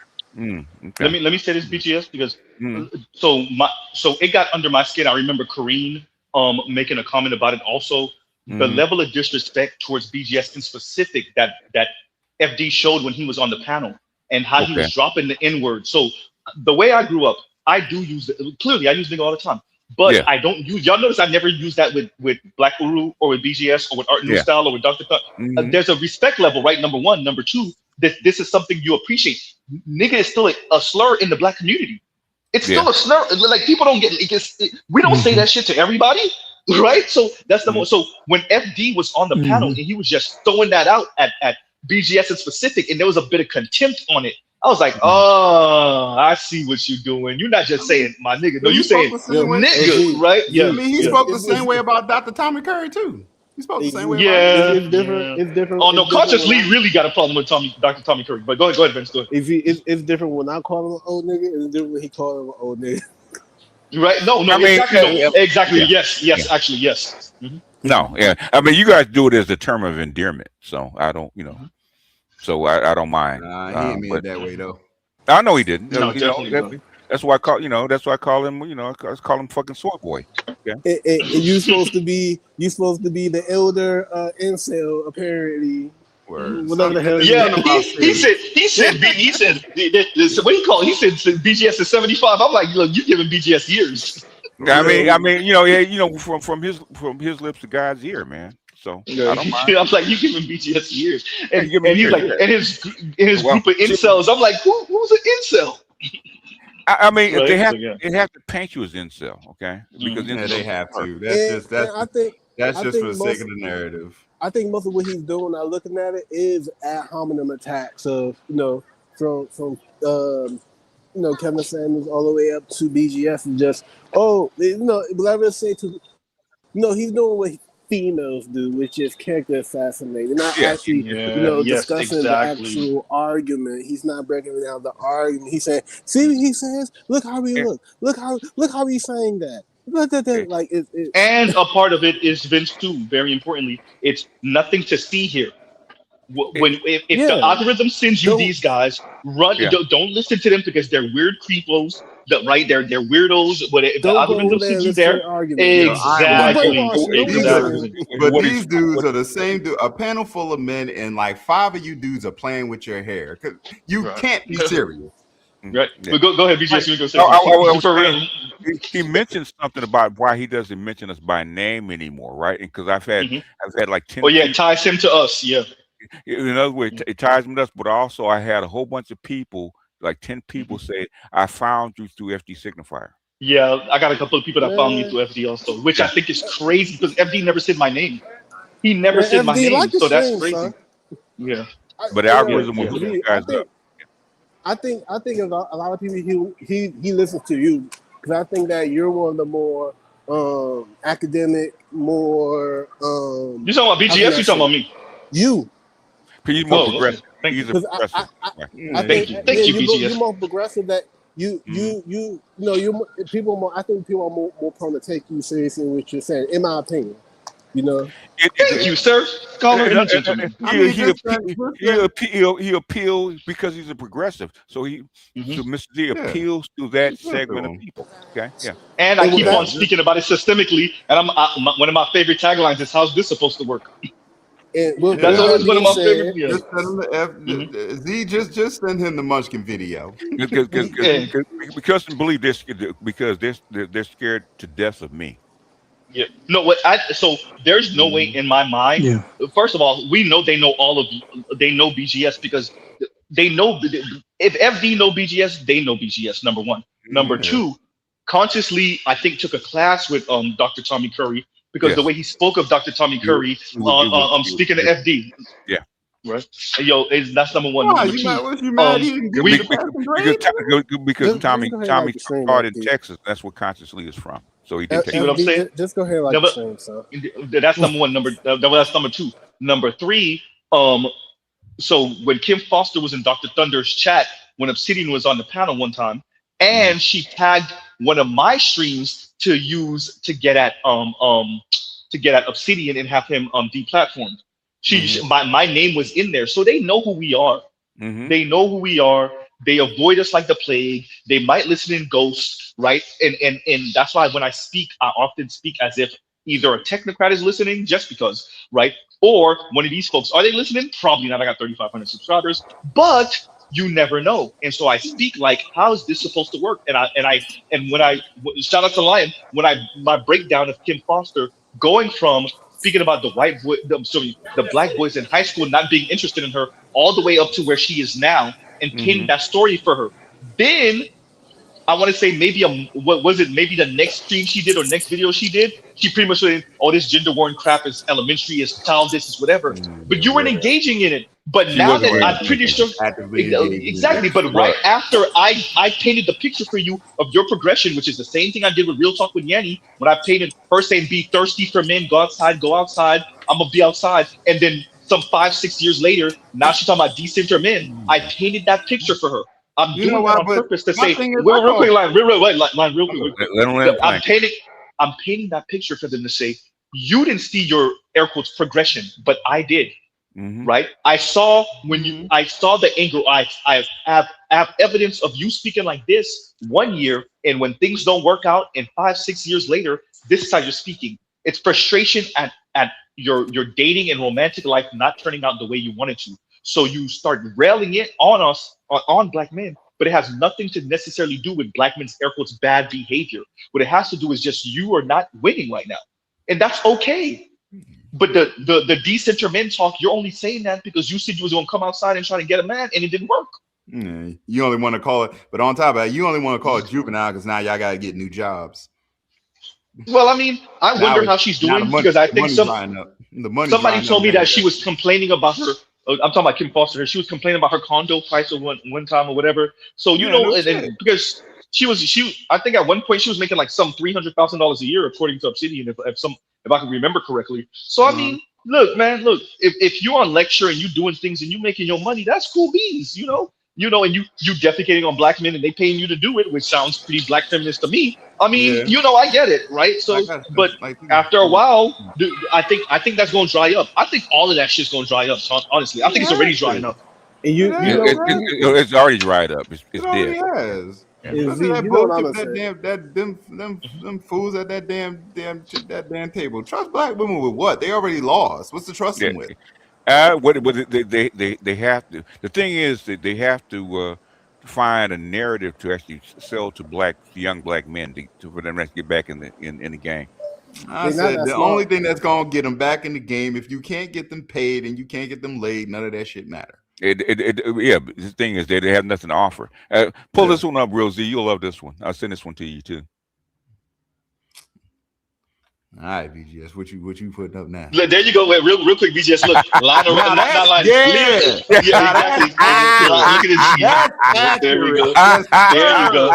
There you go. And by the way, Louis, I'm gonna need you to do this exact same thing, but for me, and make it like if you can put a little 300ZX in the screen, like racing game. But I need a racing game for this exact same setup, but a racing game, and that's me. Yes, with noise canceling headphones on too. Look at that. Yes, sir. I don't want it, man. Well, I'm in my own place, so I don't gotta listen to nobody. I don't want to hear shit and just take them lights down. But that setup, yes, sir.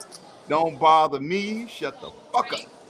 And you said you gonna put something up, but somebody's trying to say, go ahead, Vince. I think that's you. I didn't know. I went too fast when I should have went slow. Yeah, I picked the wrong one, but I ain't going backwards. Right. I'm living this thing, and I'm I'm not perfect. What is that? What is perfect? Is that what husband said? Did I marry a bitch? I'm not touching grass. Did I marry a bitch? I did. I didn't know. I went too fast when I should have went slow. Yeah, I picked the wrong one, but I ain't going backwards. Right. I'm living this thing, and I'm I'm not perfect. What is that? What is perfect? Okay. What the hell is wrong with you? Let me go ahead. I got to see you that one, Z. You'll thank you, because I saw it, and so Jill Scott is just another. To me, Jill Scott had a cute face, but she heavy. But Jill Scott is another chick from Philly that's heavy, and that like she said, if you can't tell me what to do, then you can't tell me what to do. But if you could tell me what to do, then you could tell me what to do. And as I said last time, Black Guru said, "How's that working for her?" And I was like, "Well, it's not." Not working. Not working at all. That's why when they make these sorry ass declarations, I'm like, "Yo, what man is actually buying this shit?" Where are your none? That's not. But they can't. But none are. That's the whole point of this. They're railing. It's a temper tantrum in many ways. Go ahead. And it's all over the world. It's not just here no more. Yeah. And to call men bitches like you call, and that's why. And I'm glad you said that line. No man's buying that. That's why they're calling us a bitch. Yeah. Because we're not buying it. Because the men. It's a twofold. It's FDK Williams all over again. The men that they prefer. The select men are not choosing up. And the men that are crazy enough to choose up are the ones with no options. And so these women are pissed. That's the one they asked Brianna Joy Gray about her dating life and how come she wasn't married. She took that deep breath. Okay. But here's my thing about even to your point about the choosing up thing. I'm like, yo, them niggas just trying to get some pussy, man. They really not trying to marry you and be in a relationship. Like the dudes you talking about with no options, they really just want the pussy. Like I promise you, it's just the pussy. They're not trying to marry you. That's her problem. That's her problem line. That's exactly what you're saying is what I'm saying. That's her problem is who she would want. The Idris Elbas or the who else around her age. I can't think of any other brother right now, but whatever black actor or black R&B singer or black rapper around Jill Scott's age that she would prefer, them niggas got hella option. They not settling for no damn Jill Scott. So Jill Scott finds herself dealing with mainly non-select men. Before Idris Elba became Idris Elba, he was dating K. Michelle. Yes. Yes. All you gotta do is not fuck it up. All she had to do is not fuck it up. That's true. That is true. Yeah, that's all you gotta do. But that's what y'all do. And pay what you weigh. Okay. She paying a lot. Exactly.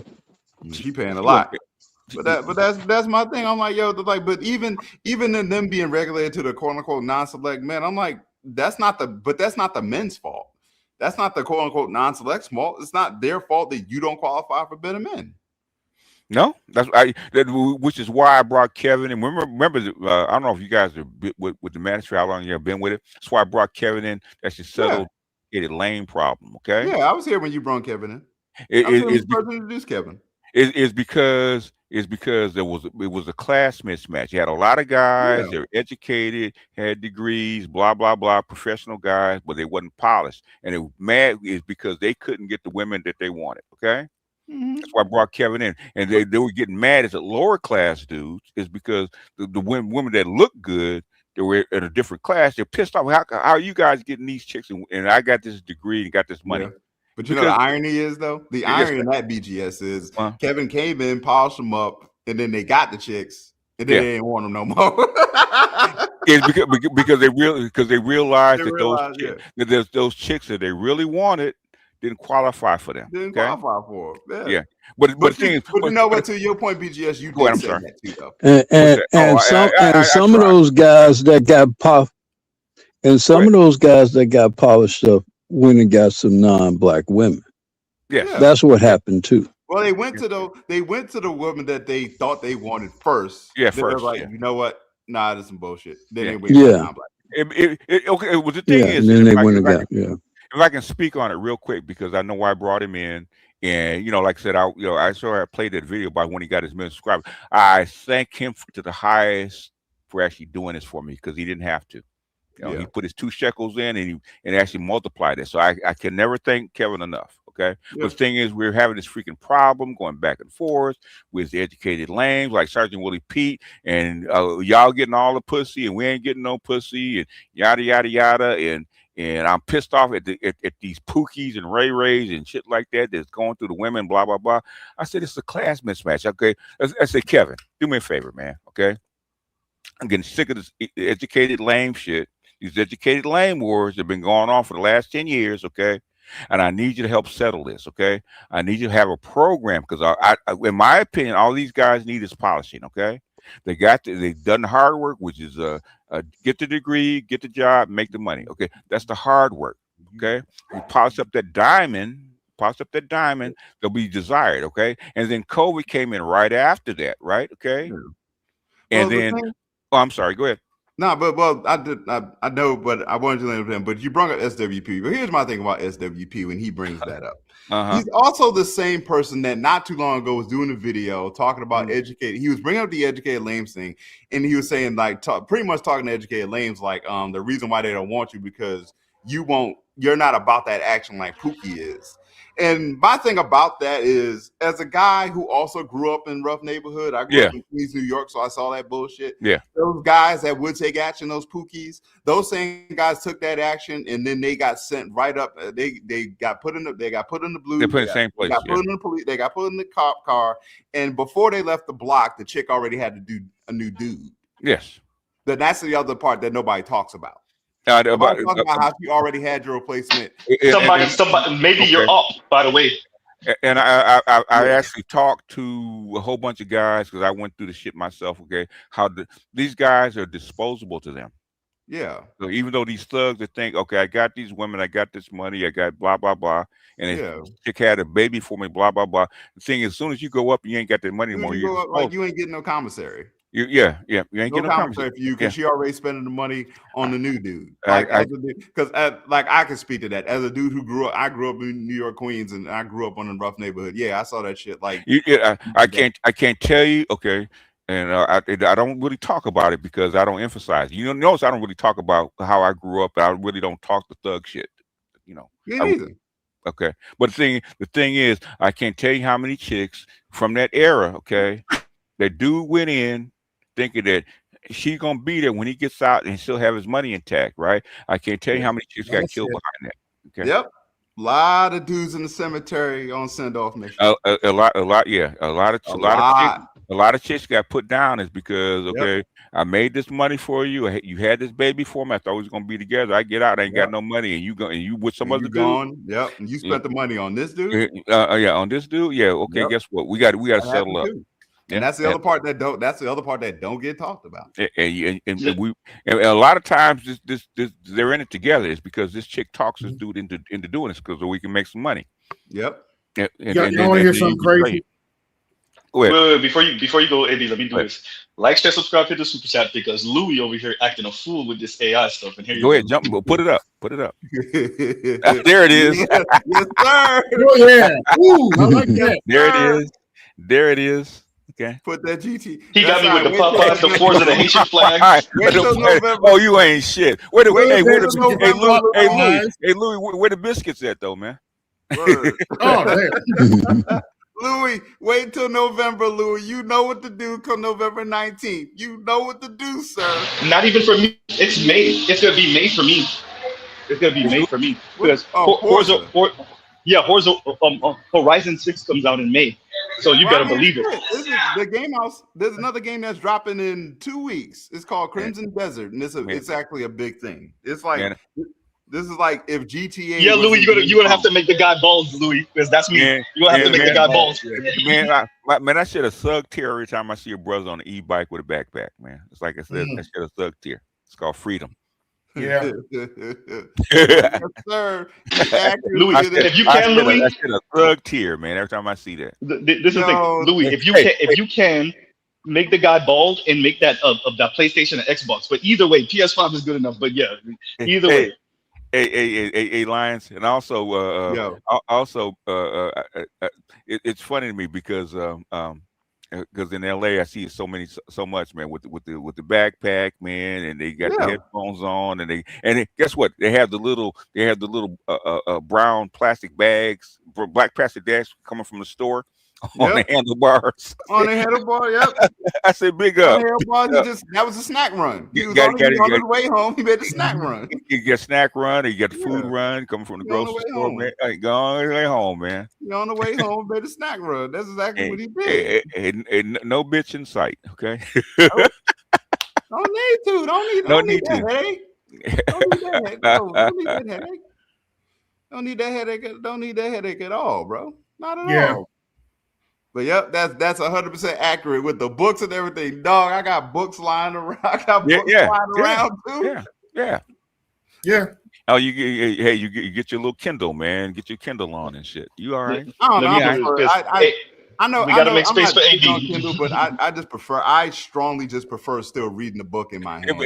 Basically, and they've shown that you retain a lot more from a physical book and physical paper than you do screens. Okay, Really? that's what they found out. Yes. Yeah. No, you The hold only- on. You were saying you retain a lot from reading a physical book than you do a Kindle. the way your brain works, it retain more information, but with a physical book and physical paper. Okay. Yeah, The only yeah, that's- exception, I actually taught this to my grandson. Okay. If you're gonna get and Kindle's starting to do this, right? If you get the Kindle book and you get the Audible at the same time, and you go line by line where you're listening to it and reading it at the same time, then that's even better. Okay. Yeah, Yeah, I I'm doing that prefer. now. I prefer to read. Let me let physical AV book. go real quick, Yeah. yo. Because AV been trying to get a word in for a few minutes. Go ahead. But I use Kindle and PDFs is because it's hard. It's hard to actually go back and actually show the information to say what a paragraph, something like that. That I have to be able to show where I got it from and show the page, all that kind of stuff. So that's why I use digital. I got it. Go ahead. To BGS's point about what really happens with Pookie's woman, even Tyler Perry pointed this out when he told Bow Wow's character, as soon as you go down, she's going to be sold to the highest bidder. That's exactly what he was talking about. Yeah. That's the okay. That's There's why one about Tyler Perry. He did say some real shit in there. Yeah, that's why I say lower 87s and 85s is transactional. Okay. Let me say this. Tyler Perry is not dumb by a long shot. No. When you see the movies he's put out, everybody's like, "Oh, it's so formulaic and it's so but he grew up as a black man in these United States of America. He knows the formula. He knows how to make the money. He knows what triggers black women in specific, positive and negative, and he gonna keep on putting that. And as some of the boomer black women pass, he gonna start putting out the stuff that's gonna trigger extra women. That's what he gonna play that game. Guess what he started doing even before he started making movies. Wait, they used to do plays? He was doing stage plays. That's plays. That's what he learned the formula at, from live audiences. Okay? He's on the chitlin circuit. Yeah, he was. Yeah, he's on the chitlin circuit. Everybody knows that. Yeah, but to your point, we were talking about, I read the physical books. As I started reading, I wanted to read the Iliad, and I didn't even know about I wanted to read the Odyssey, but I didn't know about the Iliad. I didn't know there was a story before that. The Iliad. Yeah, I'm reading that now. Mm-hmm. No, the chapter I'm on, Achilles about to pull on his arm and say, "You know what? Fine." Mm-hmm. That's the part I'm reading that. But it's a good book though. But I just wanted to read it because I want to go see the movie The Odyssey. But I realized I never read the story. Okay. So now I'm reading the Iliad and I'm reading the Odyssey. So yeah, but as far as retention, that's like I think it's Norway. Yeah, Norway. They're going back to they're getting rid of the screens and going back to the physical books and paper. It's because I prefer physical books. It's because your brain works a certain way, and they're experimenting with the screens. Screens don't whatever it is, your brain doesn't receive the screen the same way it does the physical book. Yeah, I can. Physical paper. So even with flashcards, right? The digital flashcards are fine, but the thing is, they don't beat physical flashcards. They just don't. I got you. Yeah, and I noticed that too because I think that would draw a parallel because I do retain more when I was like I used to read comic books on my phone, right? I used to download them. But then when I started actually buying a book, I actually remembered a whole lot more. The book. There's a whole, where your brain works and actually retains information and actually draws links. Okay, neural links. I believe that's something. I think the touching and the flipping of the pages itself makes it more real to you. Yes, that's true too. And it's also imagination too. I think it's you can actually imagine and picture what's going on in the book. While reading the actual physical book as opposed to reading it on the phone too. That's why Kindle, if you notice, they allow you to either do it by scroll or by flip by page. Yeah, well, it's still not the same. I know it's not. I'm not saying it's the same, but that's one of the reasons why they have an option. Yeah, but it's not the same. But they're attempting to simulate that experience. You're right. It's not the same, but they know that is part of the experience. They know that flipping of the pages and maybe flipping back pages is part of the experience of reading. And the way you read digital is you're trained. Your eyes scan the page rather than go line by line, and so it's so even your brain actually actually processes it differently. That's why I said the biggest. If you actually want to retain information, well, it's just a much more passive. Yeah, it's just physically, it's a much more passive experience. It is. It is. Yeah. You just got your eyes and maybe clicking. It's just a lot less engaged. That's why I said if you actually want to hack it, okay, and want to retain information, if it's important to you, basically you have to do you get the audio, okay, you get a PDF, and you actually highlight, okay, where you actually engage with the material, okay. Yeah. If you actually want to bypass, you have a highlight button too, but get highlight. You either highlight with your finger, or either and listen to it at the same time. No, I'd rather just read it myself. I'm old school. Okay, I'm saying if you want to retain the information, okay, no, because you actually retain the information. Because I actually did that with my grandson, okay, a few times, and actually retain the information a whole lot better because you have actually hearing it and reading it and interacting with it at the same time. So it's 3 different levels. No. It just depends. Okay. Yeah, but no, I think there is to everyone's point. I think there is a kinetic aspect of it that is lost. Like you can't underestimate the appreciation of weight of a book, the smell, the mass of it.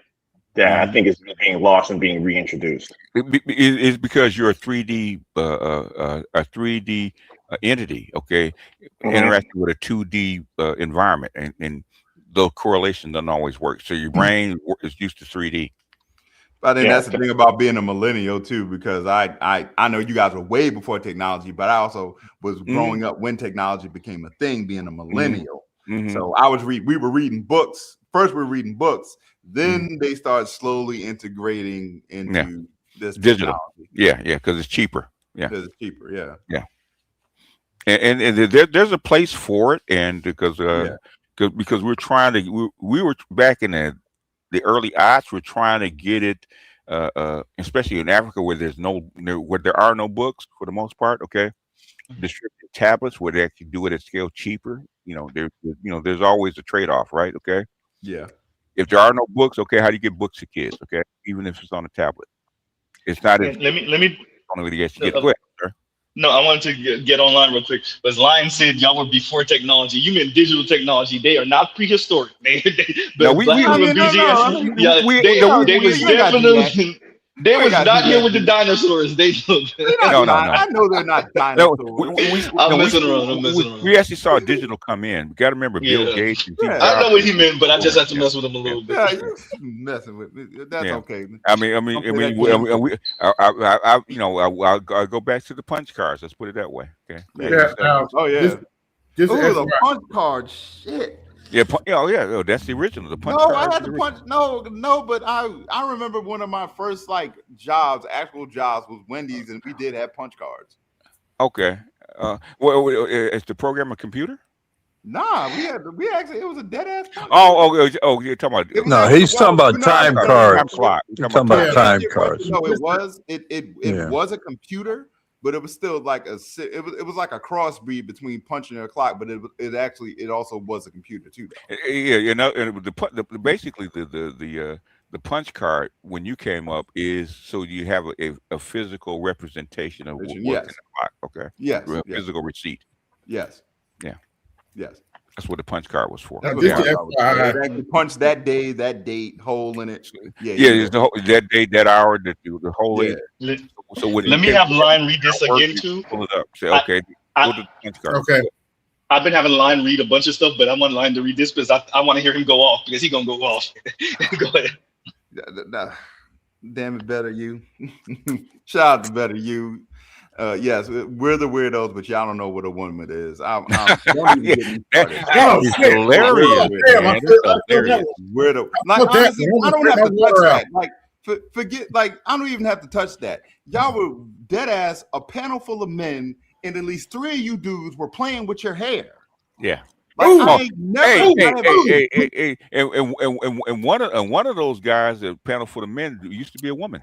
Yeah, it had a coochie. Oh, they had a damn T-Rex on there. I forgot about that. Yeah, they did. They have a T-Rex on Yeah, there. one of them had a coochie. I was like, what the fuck? And that's how Clifton almost came on the table at the gay guy, man. You know what the fuck that's always just what he wanted to say.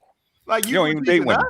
Like I'm like honestly, I'd ask that T-Rex. I'm like, listen, are you mad because you didn't get your shot with KS? Is that what it really is?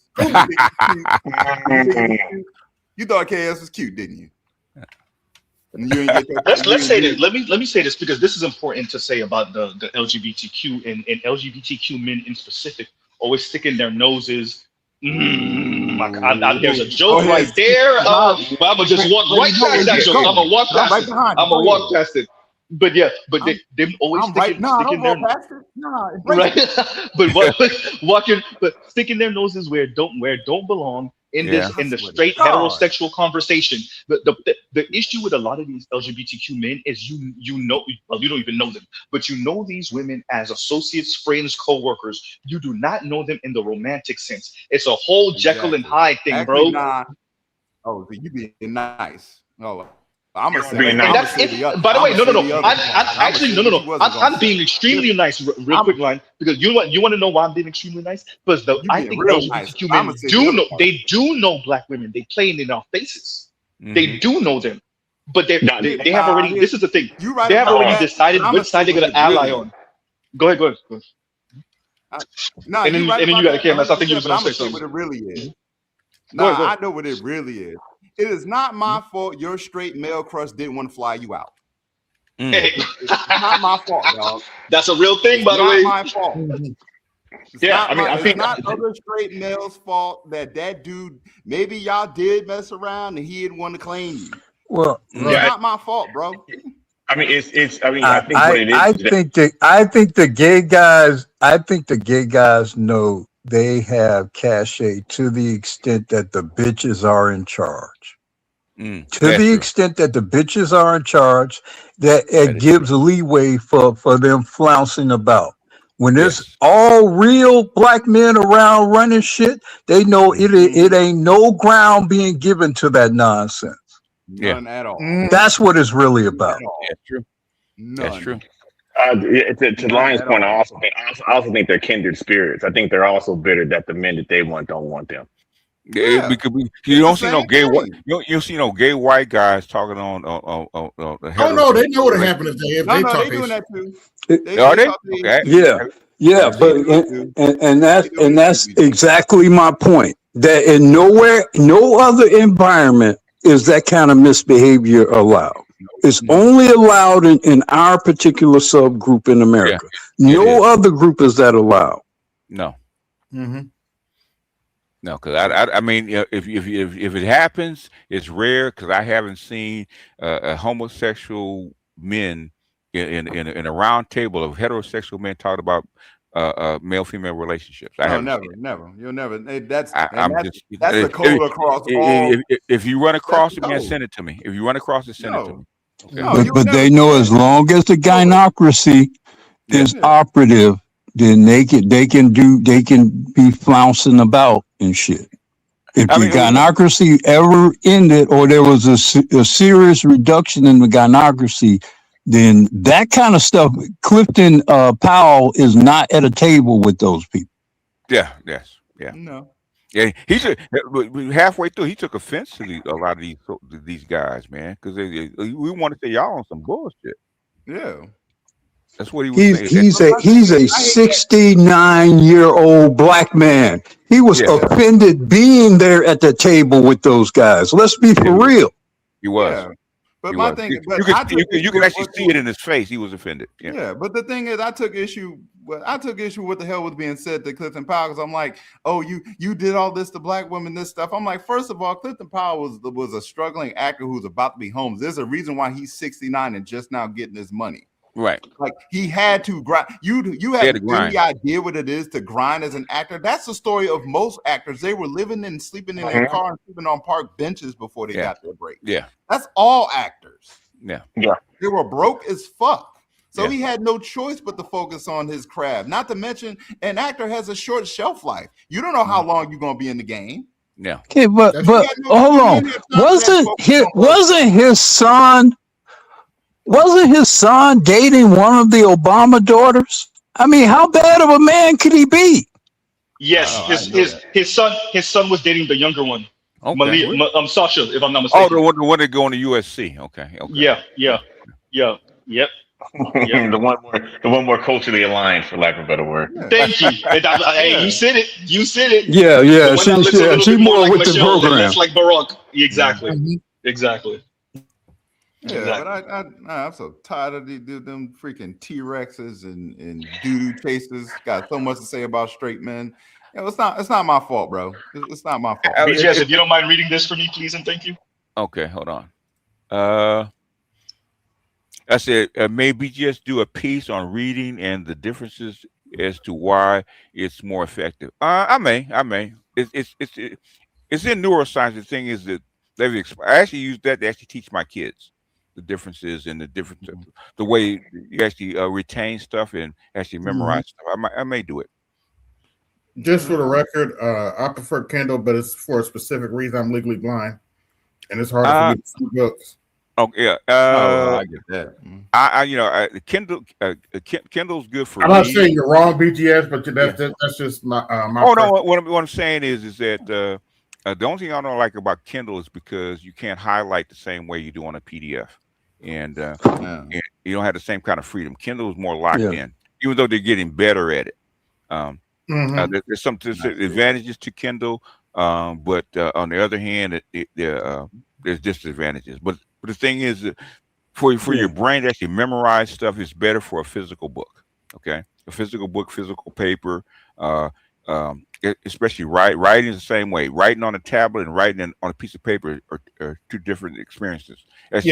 It's actually your mind actually interprets it differently. Your mind is much more intelligent than you actually think it is. So it can tell. Yeah, I can tell you, even legally blind, writing on paper is totally different from it is. And I noticed trying to learn language, retain a lot. It's a lot faster to actually retain it with flashcards than a program. You actually go through it quicker, and a lot of your guys that actually emphasize learning, they go back to flashcards, they go back to paper based. It's because that's the way your brain works. Yeah. Also, with the PDF, you have your programs where you can upload the text into the text to audio.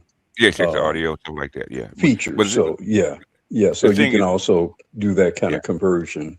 If you need to. Yeah. That's like I got the tablets. So if I want to upload a program, I actually want to highlight stuff and actually show people what I'm reading. Okay, it's easier to actually do a screen record and actually mark it up and show people exactly. Okay, this is the text, this is the page number, and this is exactly where I'm getting it from. So go back and do your own research.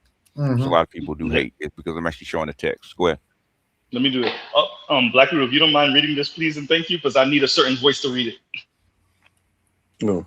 Adrian Thomas, thanks for 373. Thanks for your super chat. Clifton Powell's character, Cuddy, from Dead President, is my spirit animal.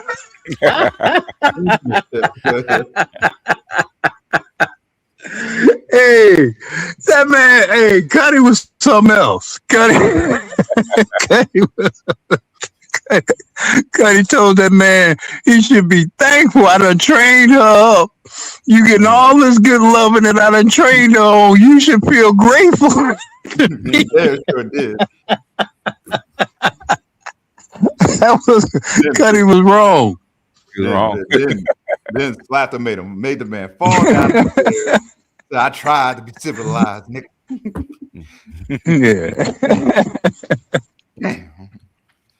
Yeah. I think part is interesting. I think part of the reason why, Powell might get some. I think some of the characters that he played, including like Cuddy, I think some of what goes on there with him is how convincing he plays certain characterizations. And so I thought it was a weird kind of thing. Yeah, you can. I mean, he's playing himself. He's playing himself. He did a voice talent. For, yeah. Grand Theft Auto San Andreas. He played a character, and I recognized him immediately. Yeah. He's playing himself. Yeah. Like 50 Cent. You're playing yourself, dude. It's not that hard. Pretty much. Ain't that hard. I would like everybody to direct their eyes to the screen, please, and thank you. There's a biscuits. With the chain. There you go. Is that the T? Is that the T in the background? I guess so. But look at the screen. Look at the screen. Look at the screen. Oh hell. Damn shame, but yeah, that is pretty much what it's gonna be come March, May, and especially November 19th. Ain't nobody doing shit. Man, look, I'm playing Forza. I'm gonna chill out. Yeah, there's a bunch of things changing in life, so you already know. Yeah. But yeah, BJS, I'm gonna have to get in contact with you because it's craziness over here. Pandemonium. If you can allow me, Z, one thing that really bothers me, and I appreciate BGS being on the panel for this in particular. One thing that really bothers me about the discussion of DV or domestic violence or whatever, Black people, they never really talk about the true and real source of the domestic violence. From mother to child. Nobody ever talks about that. It's always framed in this thing where just some man just predating and beating on some woman. But we all know all of the violence is starting from mother to child. Yes. We also know that the vast majority of times that children are abused is by mothers, and the safest environments that children are in include their birth fathers. Yeah. And so in environments in which all of our families are torn apart, so few of us actually get to grow up, live in households and grow up with our birth fathers, all of us, or the majority of us, are coming up in ways where it's almost guaranteed that there's going to be some level of violence visited upon us as children.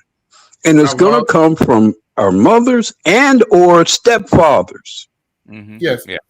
To Black Rule's point, I've lost count. Not Black men. How many Black women I've seen on TikTok just lambasting their mothers because of the abuse they went through as children. Mm. Not Black men, Black women lambasting their own mothers because of the abuse, either sexual abuse, trying to keep it clean, or physical abuse they went through. They just literally hate their mothers. But and then someone have the nerve to say, y'all mama Black, but they trash their mama more than we ever thought about doing on TikTok. It's very different in the Black family, even in a 2-parent household. The woman actually does more physical discipline than the man does, even in a 2-parent household. Latino, the women don't really touch the kids like that. It's always the man. Yeah, you kind of broke up.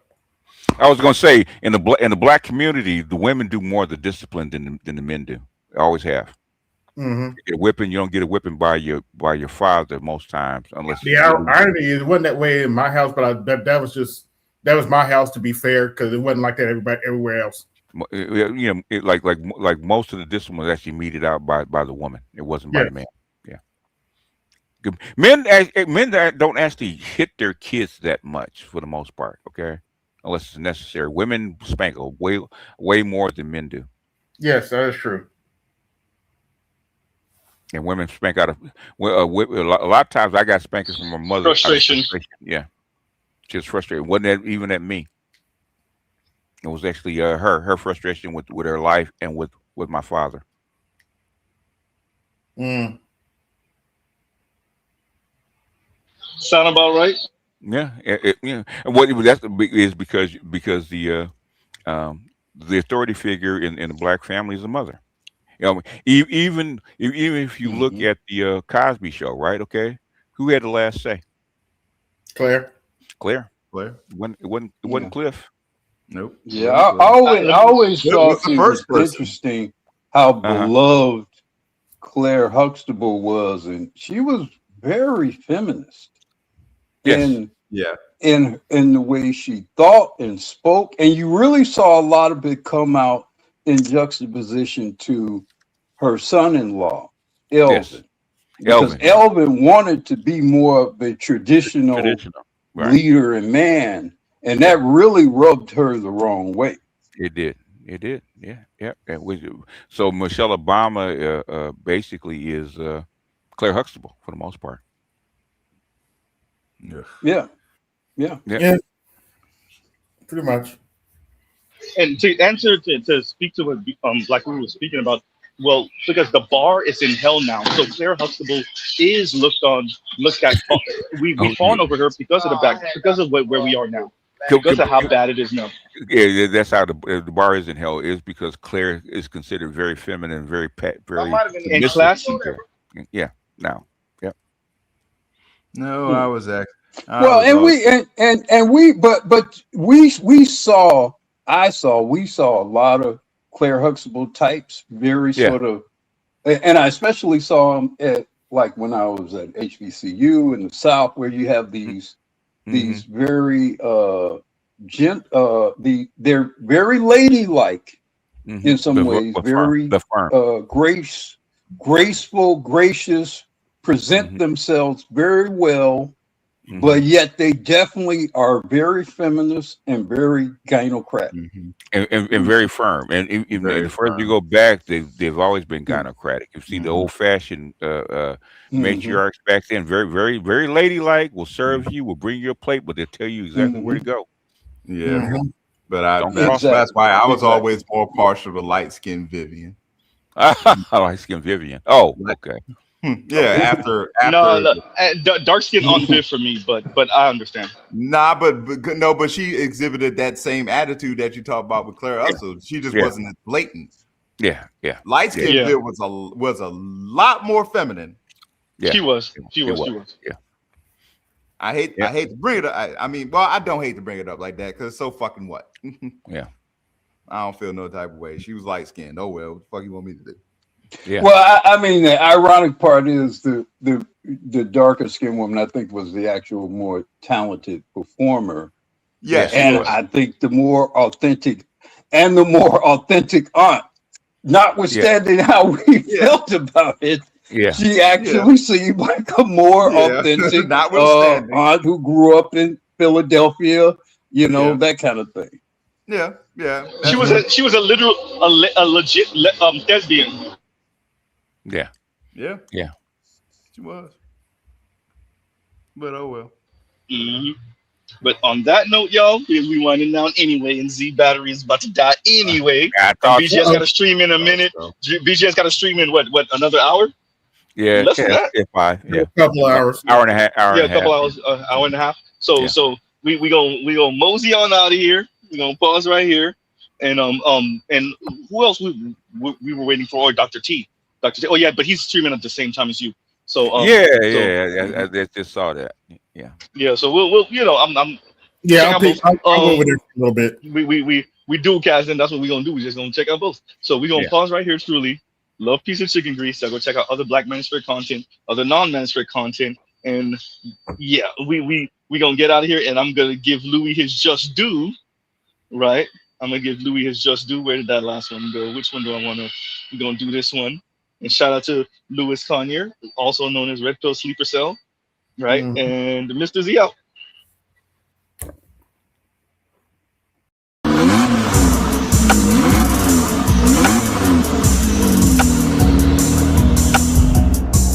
You are now listening to Mr. Z Blackneffect.